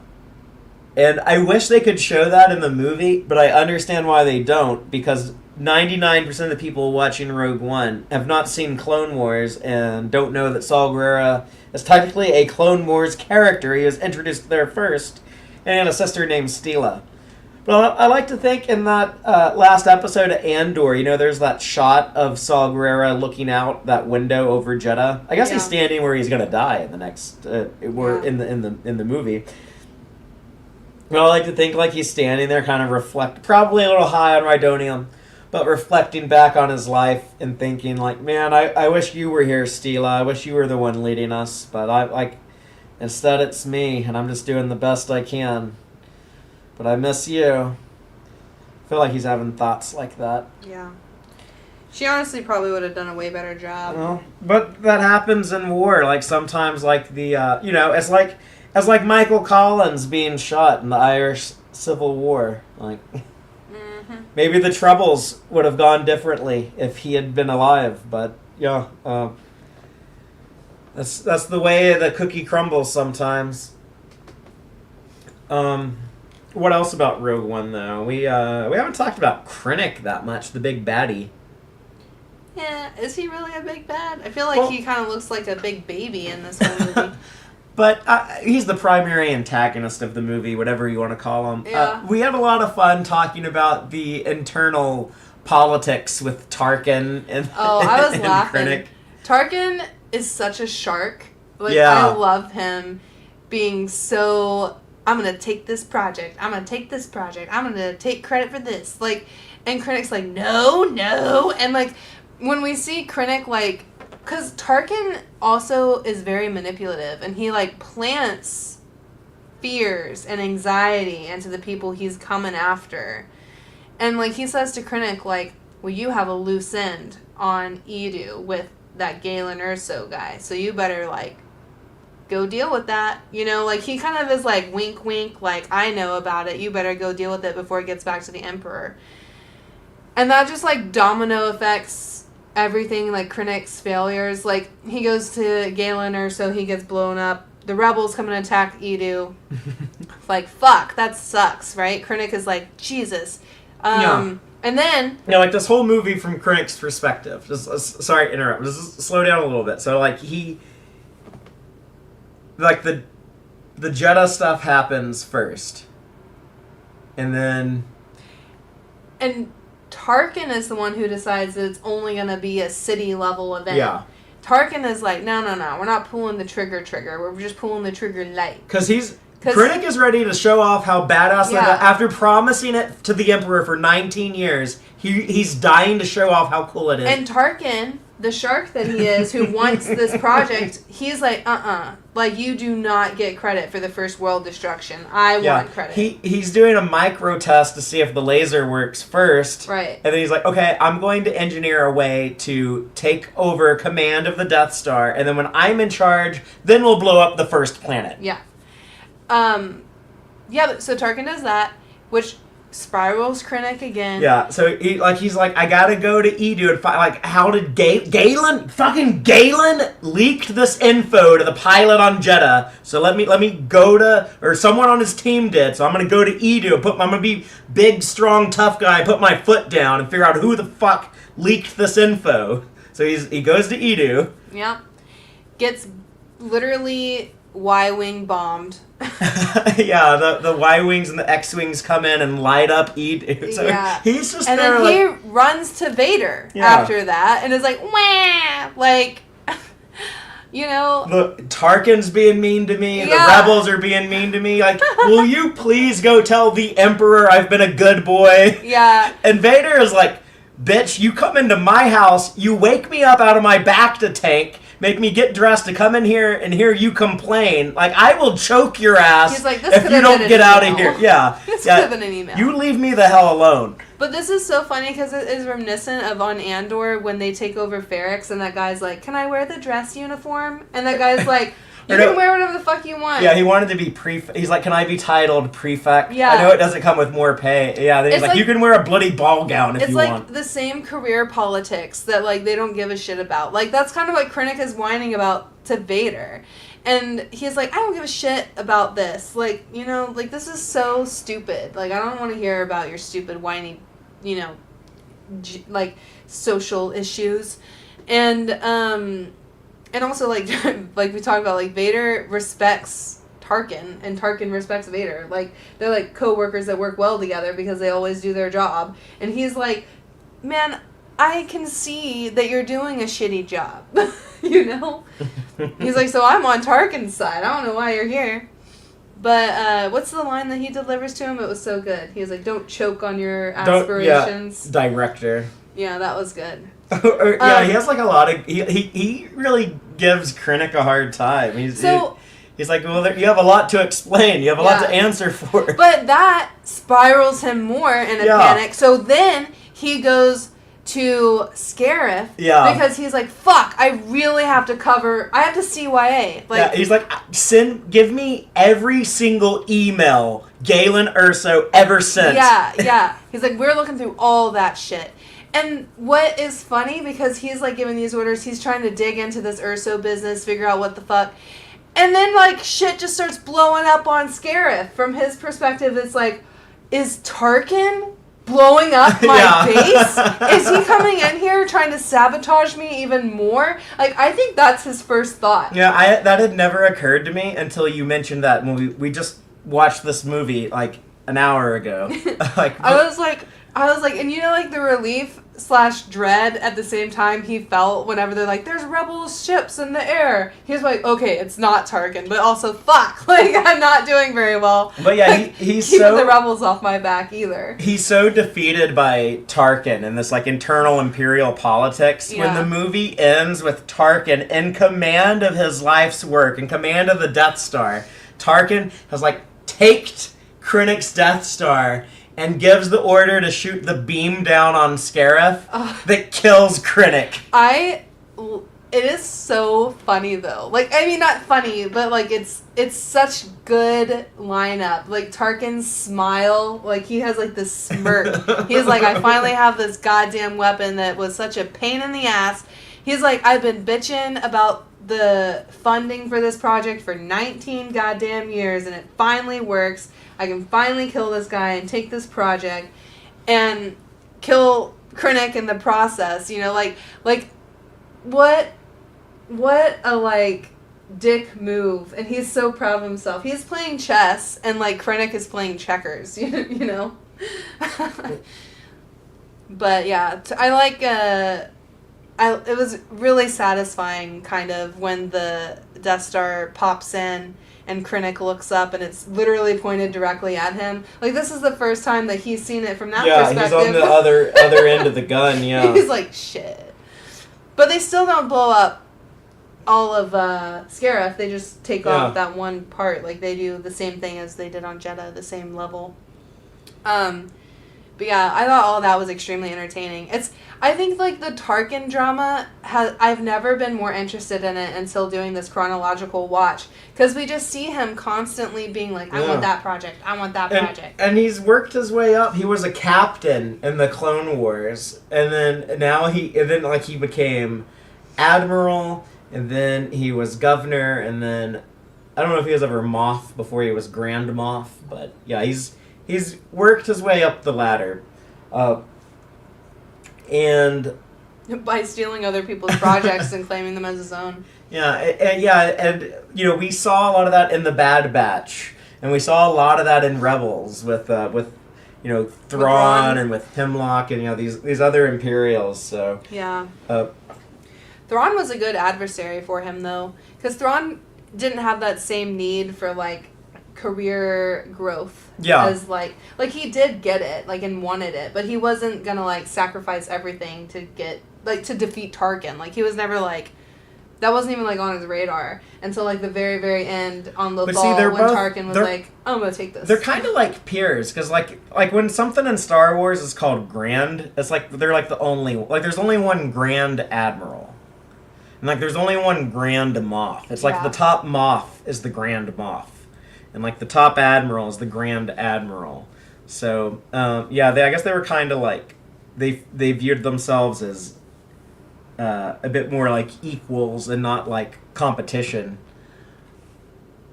Yeah. You want to talk about Cassian at all? I feel like we've kind of walked around him a lot. We've talked about him so much after the 24 episodes of Andor we've covered, but I think it's really interesting to see, like, to watch this, remembering and knowing what he went through in Gorman. Because there's so many moments where you're like, oh shit, like, he kind of had this experience once. Like, when he's in Jeddah City with Jyn, and there's, like, a lot of tension. Like, there's, like, the Death Star in the air, and, like, they kind of have, like, these rebels, like, walking around, but also citizens and stormtroopers, like, spewing propaganda. And he just, like, turns to her and he's like, this city's ready to blow. And I was like, the last time he felt that was in Gorman at the Capitol in Palmo. Like, you could feel that tension, like, the city ready to blow, you know? Like, that was pretty interesting. And there was something else that I brought up. Like, he was, like, on the ship with Jyn and I think everybody else, and he's, like, doing that, like, radio transmission with getting like new orders to. On their way to Edu. Yeah. So. Yeah, when Draven's like stick to the plan and kill the guy. Yeah. So. Yeah, and then they're on Edu, and he's kind of prepared to kill him, but notices Galen's team literally get killed in front of him, and Galen putting himself between Krennic and his team. Yeah, like he looks at like this bridge that they're on, and he sees Krennic and the Empire do like this, like, you know, they're trying to do like this big execution with the firing squad, and then like this, like in this evil, ugly scene. There's like this big noble act from his target, who he's supposed to assassinate. And when he sees this guy selflessly, like, put himself on the line, literally, like, stand in front of the firing squad, be like, don't shoot. I was the one who leaked. It was me. And it's like, man, I can't shoot that guy. He just saved the life of all of his team. Yeah. Like, he's a good guy. Like, yeah. He's like, that's a fellow rebel over there, and we probably need him. Yeah. And also, I just met his daughter, and she really wants to meet him again. She hasn't seen him for 16 years or something. Draven knew that Cassian would defy order, or at least was possibly going to defy orders, because he called in the bomb squad, or the... Oh, yeah, he was like, delay the bomb squad, because Cassian was like, we can't, like, because Jyn was on the platform, yeah. But they didn't get through in time, so they did bomb it anyway, which is what caused Galen to die. That really sucked for Cassian, building trust with Jyn. You know, he's been trying to build trust with her. She said that, like, trust goes both ways when he let her keep the blaster. But he came back, he came through when he had, like, the volunteers. Yeah. Kind of an apology. But yeah, then, like, they have each other there at the end, you know, when they die on the beach. It is kind of like that, like, Hollywood romance, where, like, I'm glad that, like, they didn't try to, like, force a kiss into this movie at some point. Yeah. Like, it's okay. I know, like, Hollywood hates hearing this, but, like, it's okay to make a movie where no one kisses. Yeah. Like, there's so many, like, forced kisses at the end of movies, just because, like, okay, at the end, the hero has to kiss the girl, right? Yeah. And I think they did have, like, good chemistry. Yeah. Like, they had the lingering glances at the end, and, like... It's like they're both, like, these really beautiful people, and they never, like, had the opportunity to really notice until, like, they're at the very end, when they're like, that's all we have. But it's like, but yeah, like, they know, like, let's just... I mean, like, in a way, it kind of, like, transcends romance. This is this kind of, like, very mutual human feeling, like, just, like, here, let me comfort you with my presence while you comfort me with your presence in our final moments. Literally nothing else you can do. Yeah, but then that's everything you can do when there's nothing else you can do. Yeah. But yeah, I definitely enjoy watching his character in this movie so much more now after seeing Andor. Yeah, like any action he takes in this movie, there's like so much weight and context to it. I want to call out Joel just made a fun comment. He says that Cassian and Jyn should have kissed K2SO. I agree with that. K2 could have used a kiss. Yeah. Yeah, but you see him go down fighting in this movie. Yeah. I want to talk about Baze and Chirrut at some point. Oh, yeah. They're awesome. Yeah. We just assume that they're husbands. That never occurred to me that they weren't. I remember watching it the first time and I was like, oh, okay. They're an item. Yeah. No, like this... Yeah, this movie hits so hard. Like, when they die at the end, like, yeah, like, if they're in a romantic pairing, like, I buy into that. But they're kind of cool. So they're guardians of the Wills, right? So it's kind of like the Book of the Wills was originally what Star Wars was going to be called. Oh, that was something I wanted to bring up, is that this was the first time I realized that Jedha had a Jedi temple. Yeah. That's why they were getting the Kyber crystals. Like, I don't know why. I just assumed that they were just, like, digging in the ground for Kyber crystals or something. But this there's only a few planets that have Kyber, I think. So yeah. It is kind of rare. But yeah, this was... And you had pointed out, like, that fallen Jedi statue. Yeah. I had seen it before, but I guess I never noticed that they had a lightsaber. And yeah. I always was just like, and they're wearing a robe. Yeah, like, I noticed that, but I never, for some reason, realized that it was a Jedi temple that they were plundering for Kyber until now. Yeah, like one that's been abandoned for a long time. Like, you would think, like, oh yeah, the Jedi gave up on this one, like, centuries ago, or maybe, like, thousands of years ago, but Jedha is it's also like it's spelled very similar to the word Jedi. Like Yeah. it was like the Jedi were either named after this planet or this planet was named after the Jedi or Vice something versa. like that. Yeah. It's like chicken and the egg almost. But yeah, talk about Chirrut and Baze more. So it was a little weird when this came out, getting a blind Jedi right when season 3 of Rebels was coming out. The first of the 2 seasons of Rebels with blind Kanan. So it's like, oh, I have like a blind Force user on TV and in the movie theater. Well, Chirrut isn't a Jedi. He's not, but he's close. He's like a Jedi he's a Jedi wannabe. He fights people with a stick instead of a lightsaber. But yeah, so I think that the Guardians of the Wills, this might have been explained in some book or something, but I assume they're just kind of like this order on Jedha who historically they took care of the Jedi temple there, and like there's still, even though like the Jedi don't use that temple anymore, I guess like they kind of preserve it for like, I don't know, historical purposes. Right. If anyone want to come look at it or anything. Oh man, and you just know the Empire hates that Yeah, shit. but after the fall of the fall of the Jedi and the rise of the Empire, I guess they've a lot of them have lost faith in the Force after all their Jedi buddies got slaughtered by the Empire. But they talk about Baze, how he's kind of like he's had like a crisis of faith. He doesn't believe in the Force anymore. He used to be the most devoted. But Chirrut, on the other hand, he's still like a hardcore believer. He does like that chant, I'm one with the Force is with me. Yeah, there's a lot of fun action sequences with the two of them. There's a lot of I don't know, cool like blind swordmaster vibes from Chirrut, yeah. Mm-hmm. And then Baze, he's kind of like, I don't know, he's kind of like Rambo with that blaster he has. That's like just like a cool design. It looks like the battery to it, like the power pack, is so massive you have to like strap it to your back, like a Ghostbuster proton pack, and then you have like this, basically a laser Gatling gun that you can unload. Yeah, they're both super resourceful, and I like their big fight with like they take down like a dozen stormtroopers, each of them at a time. Yeah. Like Chirrut does it first with his little stick, and then when the second wave comes, Baze just blasts them all. It's funny when they get captured by two tubes and the Saw Gerrera guys, the partisans, I guess is what they're supposed to be called. But they put a bag over Chirrut and he's like, I'm blind, are you kidding me? Yeah. But yeah, that's funny. I love all the explosions too. Talking about like the action there, like all the explosions in this movie, it looks like a 1977 explosion, like the big yellow sparks.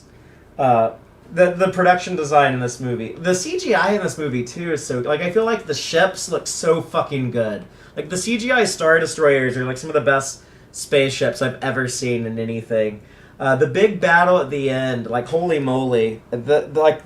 That's some of the best Star Wars action ever. I love Radiss's ship, how he has like that clear window and he can look down at the island battle and and kind of the geography of that, and then all the stuff that happens on the beach is so cool. I love when like Bodhi calls up to the rebel ships and gets in touch with Admiral Radiss. Radiss like looks down from his chair, like he's looking down, like Rogue One, is this you? I can hear you. But it's like, why are you looking down, fool? You ain't gonna be able to see him. But it's just kind of funny. It's just, you look in the direction of someone you're talking to on the phone. I don't know. Special Mon Calamari eyes that can zoom in. Radiss is cool, and we got to see Radiss in Andor. He's in some of those final Andor episodes. At least I think he's in the last 2 both, but at least in the last one. But yeah, I like Radiss. He's always down for he's down for action, you know. Yeah. But who was it in Andor where he like they mentioned someone's name and he's like, who is that? Like someone mentions Clea and he's like, who's Clea? Oh yeah. I don't know who that guy's name is, so. It was Radiss, right? Who Oh, says that? is it? Okay. But who was it? Clea? Is that who they were talking about? Yeah. He was like, Clea, who? Huh? Yeah. Because he was like, I thought we were talking about Luthen. I love that he just like, I don't know, if he doesn't know something, he'll just be like, what? Explain this to me. Yeah. But yeah, he's a cool guy. I guess he dies in this battle because he's on the ship that Vader gets onto. Next movie. Well, no, Radis doesn't make it to the blockade runner. He's on like the big ship that the blockade runner launched out of. Oh. So he's in the ship that Vader is running around in when Vader watches the blockade. The Tantive 4, I guess, is the name of this particular blockade runner. Okay, this is gonna make me sound dumb, but I don't remember names of all the characters, so bear with me. But like, he's not the Mon Calamari that says it's a trap. No, that's Admiral Akbar. Okay, Yeah, Akbar and Radis are two different dudes. got it. Akbar was in. We already met Akbar. He was a captain in the Clone Wars. He was Captain the Akbar. Mon Calamari arc. Yeah, in the Water War episodes. Water Wars, but not the Water Wars you think. But yeah, Radis and Akbar, two different guys. Okay. But actually, the ship that they're on in The Last Jedi, when Akbar dies, that ship is named the Radis after this guy. Okay, cool. But I think it's that, the one that Laura Dern kamikazes into Snoke's ship. That's the Radis. I was actually just about to bring up Laura Dern's character, because I was going to say, like, in some of these Andor episodes and in Rogue One, like, I feel a lot of frustration with the Alliance. You know, you're supposed to. Like, they have this council, and they're, like, being difficult. Yeah. And because they're trying to be concise, and they're trying to, like, they're still feeling like we're not quite strong enough. We're not quite strong enough.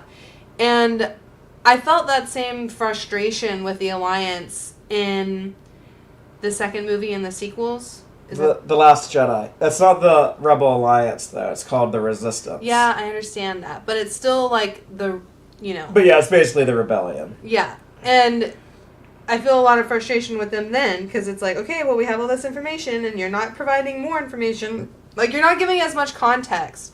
And I think that's, like, one of their weaknesses is, like, I don't know, like, sometimes, like, the Rebels' leadership is just, like, so stuck in doing the right thing. It's almost like analysis paralysis, and also, like, decision, like, sometimes they're not, like, decisive enough, and they're not giving enough information to the people who need more information. Yeah, it's like when you work in a big company, it takes a long time to, like, talk to your boss, and your boss talk to their boss, and they're like, and it feels like, we just, like, can't make a decision. Like, it takes forever to, like, this problem has to exist for so long before anything gets done about it, you know? It's super frustrating. And I think part of that, it comes from the same reason why in Star Trek there's so many frustrating admirals that the Starfleet characters have to deal with. But it's basically that, like, when your bosses agree with you 100% of the time and just, like, they always get on board your plan and tell you, go for it, here's everything you need, it's harder to put your main character in as big of a struggle. So writers often give the they make, like, the leadership a little slow to get on board, so the main characters have a bigger struggle. But that's a valid criticism, though, in universe, to get frustrated with the big decision makers who don't seem to be as keen to things as the little guys doing all the footwork. Yeah.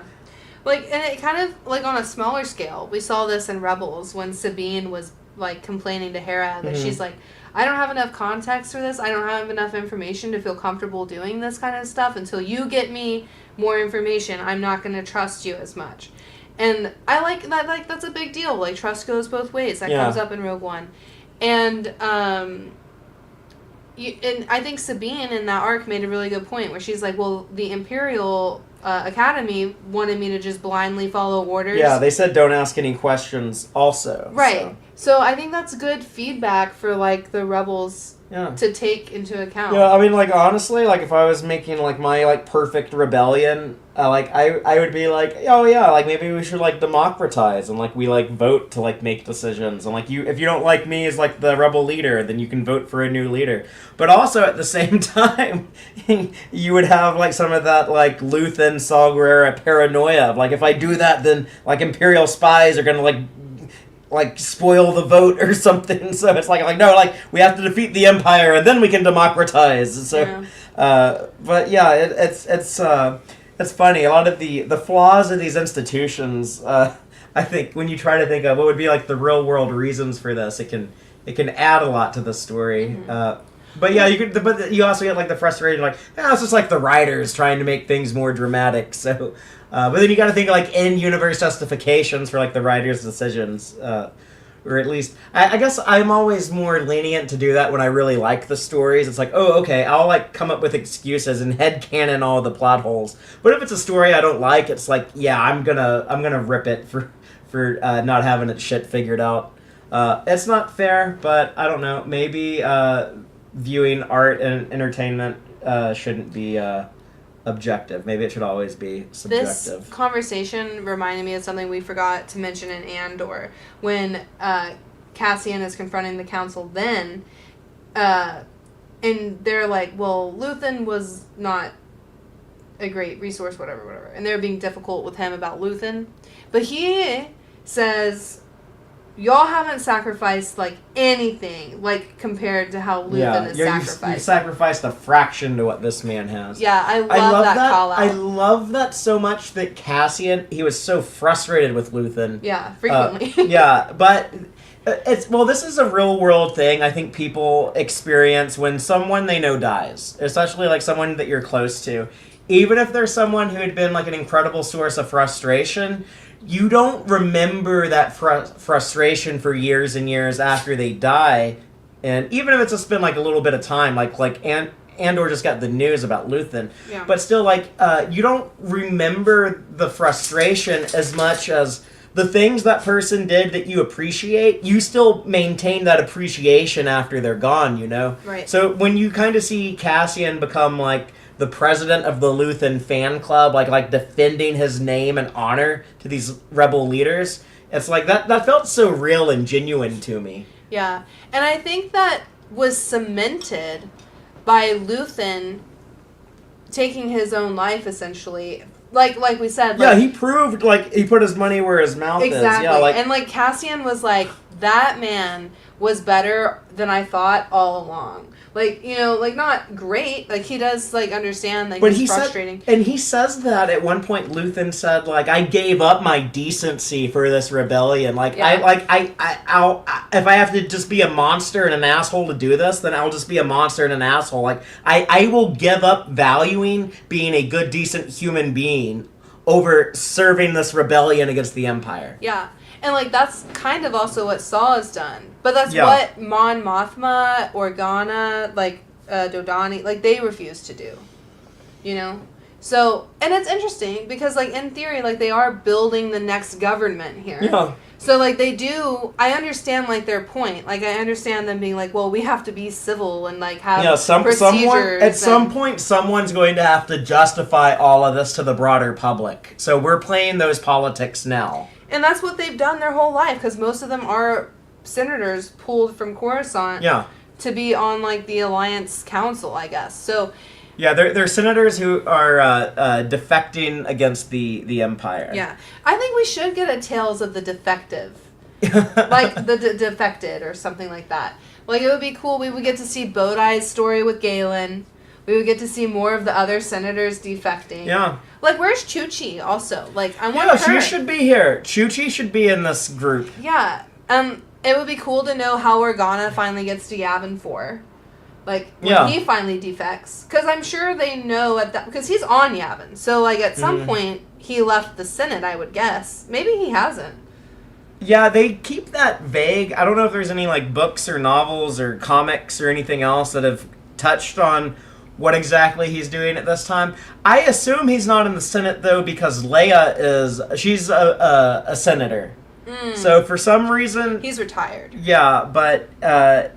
he's probably spending just more time on Yavin, and he says he's going back to Alderaan at the end of the movie. Big sad.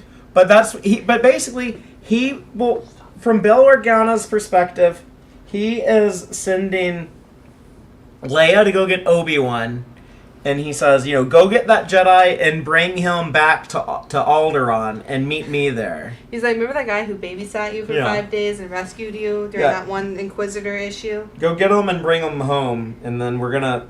And this is a big deal, that they wage this battle against the Empire, that they send all these ships to strike at Scarif.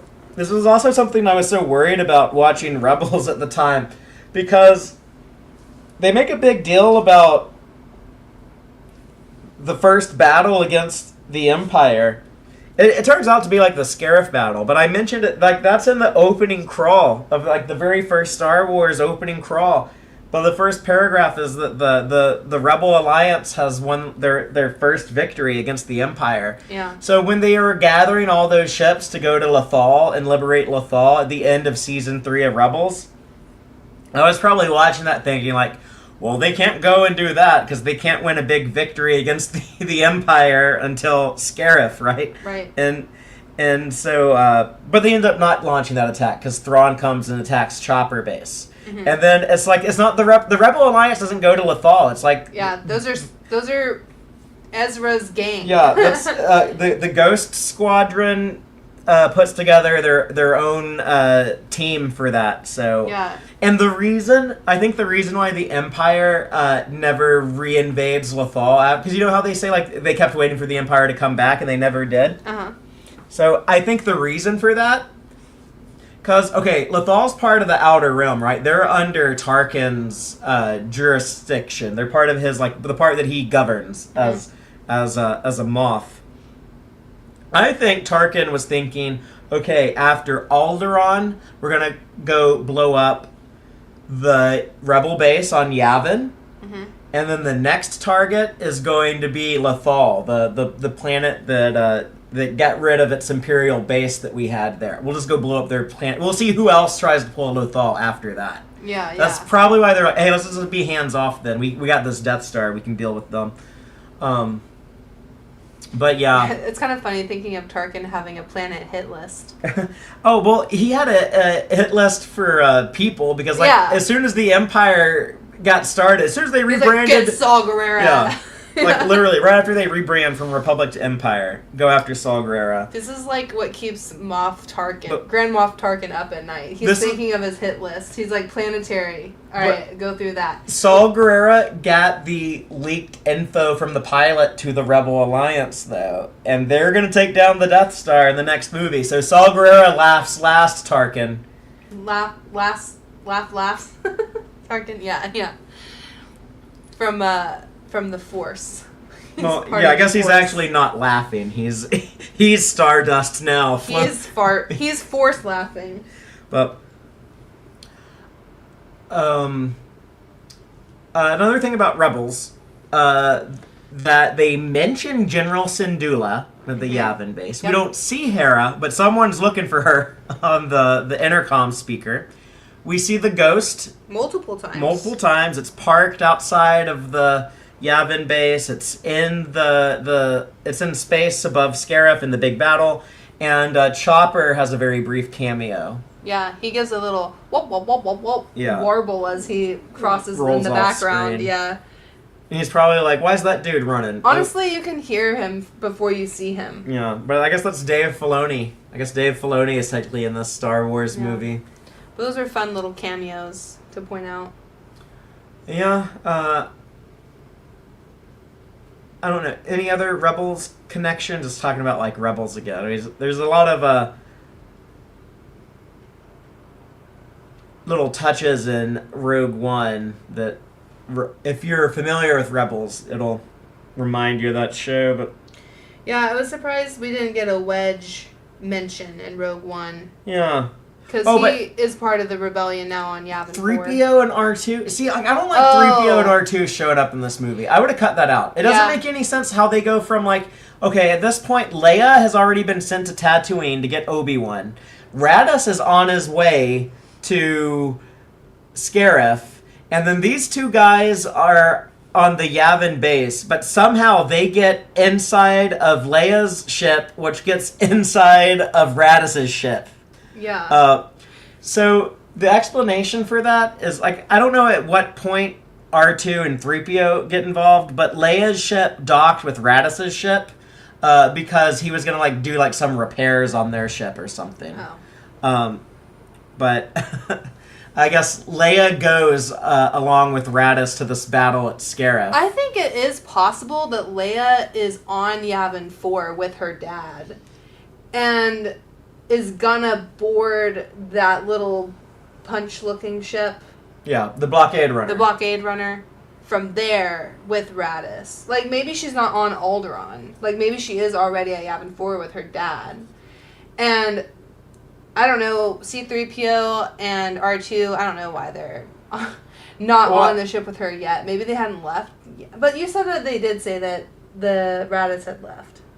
Yeah, because they say, like, Radis is going to Scarif. Going, or had already gone? I think he had already gone, but... But I think it's very likely that she was there. And that is another reason why he was like, oh, I'm sending my best person. Like, she's already here. Like, she's going to be joining your fleet. Yeah. I mean, yeah, I guess that's possible. I guess we never know if Leia has ever been to Yavin 4 or not. So maybe. That is because Vader thinks that she knows where the rebel base is. Yeah. So well, she definitely knows it's there. Yeah. Because she takes Han and Luke there on the Millennium Falcon in the next movie. I know. And then the Death Star follows them. But I'm saying, like, he probably thinks that she came to Scarif from Rebel Base with everyone else. Which is what I would assume, too. And that's why he's like, where is the Rebel Base? Blah, blah, blah. You know? So I think my headcanon is that she's already there on Yavin 4. She's just not at that meeting for some reason. Or maybe she hadn't gotten there yet for the meeting. Like, her ship gets there, like, just in time to go to Scarif. Yeah. I feel like these are all explainable things, except for why the droids are there when Radis and Leia already left. It would all work better if the droids weren't there. It would be better if they had showed them on the ship with Admiral Radis. Yeah, it just feels forced that they needed, like, Anthony Daniels thinks he has to have a cameo in every Star Wars movie, so that's what they did to include him in this one. Yeah, they could have been on the ship. I don't need C-3PO in every Star Wars story. But he can show up every now and then. Daniels does, so... I'm glad that he shows up to voice the character in animation so often. But yeah, I hate to break it to you, Tony, but they can do a Star Wars movie without you. I think it'll be okay. I don't know. You think he's gonna show up in The Mandalorian and Grogu? Are we gonna see C-3PO in theaters on May 22nd? It's likely. Do you think? Okay, like yes or no? Do you think we will? I think yes. Okay. Because I think that's his big thing is that C-3PO is always in a film. Yeah. So. Yeah. So, dang. I mean, I don't know how that'll be worked in. Well, maybe Jon Favreau and Filoni have a plan for that. But well, I trust we'll find them. out. I trust them more. I want Chopper to be in it. I would love Chopper in it. Yeah. I'm sure Filoni would love Chopper. I haven't seen Chopper on the big screen in 10 years, and it was only for like a split second in 2016 when Rogue One came out. I guess the bad CGI on Tarkin and Leia's faces. The Leia thing has never bothered me as much.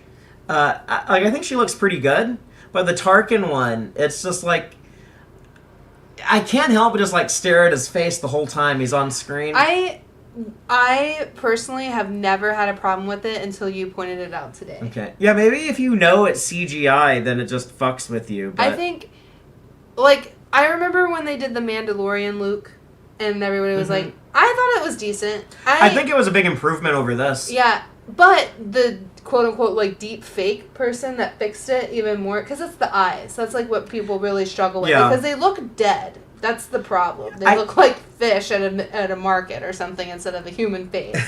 And by getting, like, the right glint and reflection in the eye is what's, like, what really improves. And just then put sunglasses on these people. Just have Tarkin do this whole scene in sunglasses. Or like in Rebels when they had like all those Imperial people like with these caps that covered their faces because they didn't want to animate eyes. So they can use the same character model, just copy-paste for all the Imperials. You can't do that with Luke Skywalker and Tarkin though. Or Leia. Those are too big of characters. But you know like when they first show Tarkin staring out that window and you see that reflection of his face on that was good. Like when I was watching Rogue One in the theater, I was like, oh, what a nice surprise. They brought back Tarkin, and they do this clever special effect where they're not going to show his face because it would just be too weird to do that, but they're just going to hint at it here. Mm-hmm. That was really tasteful. And then, like, right after I thought that, he turned around. Tarkin turns around, and he turns into Tom Hanks dancing around on the train in the Polar Express. It just looks like a CGI cartoon character. It is not that bad. Not at all. I think that there's been massive improvement in the last 10 he 15 looks a little bit better than he looks on the Bad Batch in Rebels and Clone Wars. Like, totally all of that is cartoon Tarkin also, so he's always been a special effect. That's kind of my frustration when I watch the prequel movies, though. And it's like, well, but now that I've seen Clone Wars, I'm just kind of like, well, all this stuff is animated all the time in Clone Wars, so... The thing is that I feel like they wanted to dial it back a lot. And that's the reason that you don't like their faces so much, is they're not as expressive. And I think, like, because there's, like, a lot more, like, nuanced muscles in the face that's, like, difficult to animate, and the human brain is highly evolved to recognize human faces. Right. And I think when they were doing this for the first time, they're like, well, let's not go crazy and have, like, crazy big emotions, right? Like, they want it to be very stoic and easy to animate. Because it's like, well, if we have, like, to do big expressions, people are going to be, like, more put off by the CG. That's kind of how Peter Cushing played Tarkin. He's very stoic. Yeah. But I'm specifically thinking of, like, Leia in this, when because her face is very still, you know, and I think that's kind of what makes it feel more plasticky, you know. But I think as an animator, they were probably like, well, we have to keep this dialed back because if we go overboard, it's gonna look real bad. Like, their technology wasn't quite there yet. It was like, either we make it look a little bit stale and emotionless, or we make it look ridiculously over emotional, and there's not, like, a good in between for them. That's what I'm guessing is what happened. But I think by the time they get to Luke and the Mandalorian, it's much better. But that deep fake I was talking about was even better. So, like, I think moving forward, like, I have more and more hope, you know? I don't know. I think it's better, like... Write them out. I think it's better when they just do, like, oh yeah, we can't have, like, a young Alec Guinness, so let's hire Ewan McGregor to play a young Obi-Wan Kenobi. And I like that more. Yeah. So... Well, I'm actually surprised that they didn't hire Sebastian Stan as Luke Skywalker for The Mandalorian and Ahsoka. He looks like, goddamn, almost exactly the same as Mark Hamill. And I don't know. I don't know if I agree with that, but I hear, like, a lot of people suggest that as, like, a fan I would just be fine if they just didn't have Luke in The Mandalorian. I would also 100% be fine with that. What my actual preference would be is we tell Luke's story, what he's up to 5 years after Return of the Jedi, in an animated show starring with Mark Hamill. Yeah, I agree with that. So let's just bring back the Star Wars animation. I want to see Luke and Ahsoka go on adventures in that time. And I want the Lucasfilm animation team, like the people who made Bad Batch, the people that are, like, working on Maul now. Like, I want them to tell that story. Yeah, you know what else I want is Ahsoka's tendrils to be, like, down to her, like, hips at some point. Like they are in animation. Because they can't do it with the headpiece because it's too heavy and awkward and it falls off in, like, action scenes and stuff. And it's like, god damn, like, I think that looks so cool when Shakti's, like, tendrils are, like, almost, like, down to her knees and she's, like, fighting and they're, like, flipping around and stuff. And it makes me sad to see, like, Ahsoka so short because it's like it's almost like her growth was stunted. Yeah. Is what it feels like, and it's like man, that feels wrong.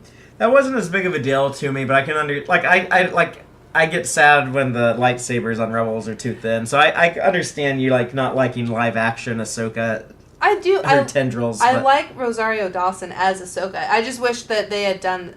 I wish they had been able to figure out how to do the headpiece to be more accurate to, like, a 40-year-old Togruta, you know? Yeah. But, anyways, we'll get there. Well, speaking of that, do we have more thoughts on Rogue One? I know we were just complaining about, like, a lot of the special effects, but I want to repeat, like, I love the ship battles. I think they look so fucking good. There was one more thing I picked up this time that I hadn't before, and it was that Cassian was able, or he knew what the Kyber crystal was around Jin's neck because he had had a Kyber crystal from Luthen at one point. So I thought that was neat that they both had Kyber crystals at one point. But yeah, I agree with you. The ship battles were great. The Death Star and the Star Destroyers all looked great. I thought the the Star Destroyer like breaking the gate, the Yeah. Scarab. They use the Hammerhead Corvette. Yeah. I loved all of that. That it's was one of the cool. ships that the Ghost Squad stole from Leia, quote unquote, stole from Leia. Yeah. But yeah, it plays a big role here. The Hammerhead Corvette crashing one Star Destroyer into another, and it looks fucking awesome to bring down the force field gate around the planet. Mm-hmm. I feel like there's something else really impressive visual wise, but just the way that they recreate the Yavin base looks great. It's fun to go back there, especially with now Andor spent so much time at that location. Mm-hmm. Like it means a lot seeing. Now when we watch the next movie tomorrow, it's going to mean a lot when we see it under attack. Mm-hmm. But I think the other really good CGI were the explosions from the Death Star, like the like when K2 was like, yeah, there's no horizon. Yeah, anymore. and it looks like a almost like a nuclear explosion or something. But it looks like one of these incredible. but it looks like something like we would see on Earth. It kind of grounds it to like a more realistic type of danger or weapon or threat, or it makes it more real is what I'm trying to say. Mm-hmm.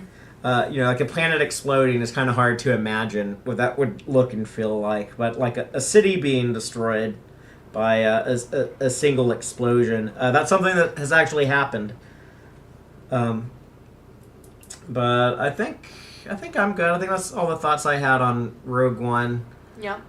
It's a movie that I like a lot more in context with everything around it. But I mean, that's kind of the entire creation of the movie. This is meant to be the setup right before the original trilogy. This is what was happening just a couple of days before all of that stuff got started. So, but I am very happy to move on to the next thing we're going to watch. It's actually my favorite piece of Star Wars media ever made. The original 3 movies, and specifically the first one we're going to watch is my all-time favorite Star Wars anything. But the original 1977 movie that I refuse to call A New Hope, Star Wars. And we're going to watch that tomorrow on May the 4th and stream about it live. I don't know exactly when, but hopefully sometime early, because then we're also going to follow that up with a stream on The Empire Strikes Back, and then, of course, finish off the day with Return of the Jedi. So those will all be live on YouTube and then later available on whatever podcast platform you like. But I just want to say thank you to Joel and Chris and anyone else who might have been hanging out with us in the live audience tonight. And until next time, remember, the Empire is for bootlickers. Be a rebel, and may the Force be with you.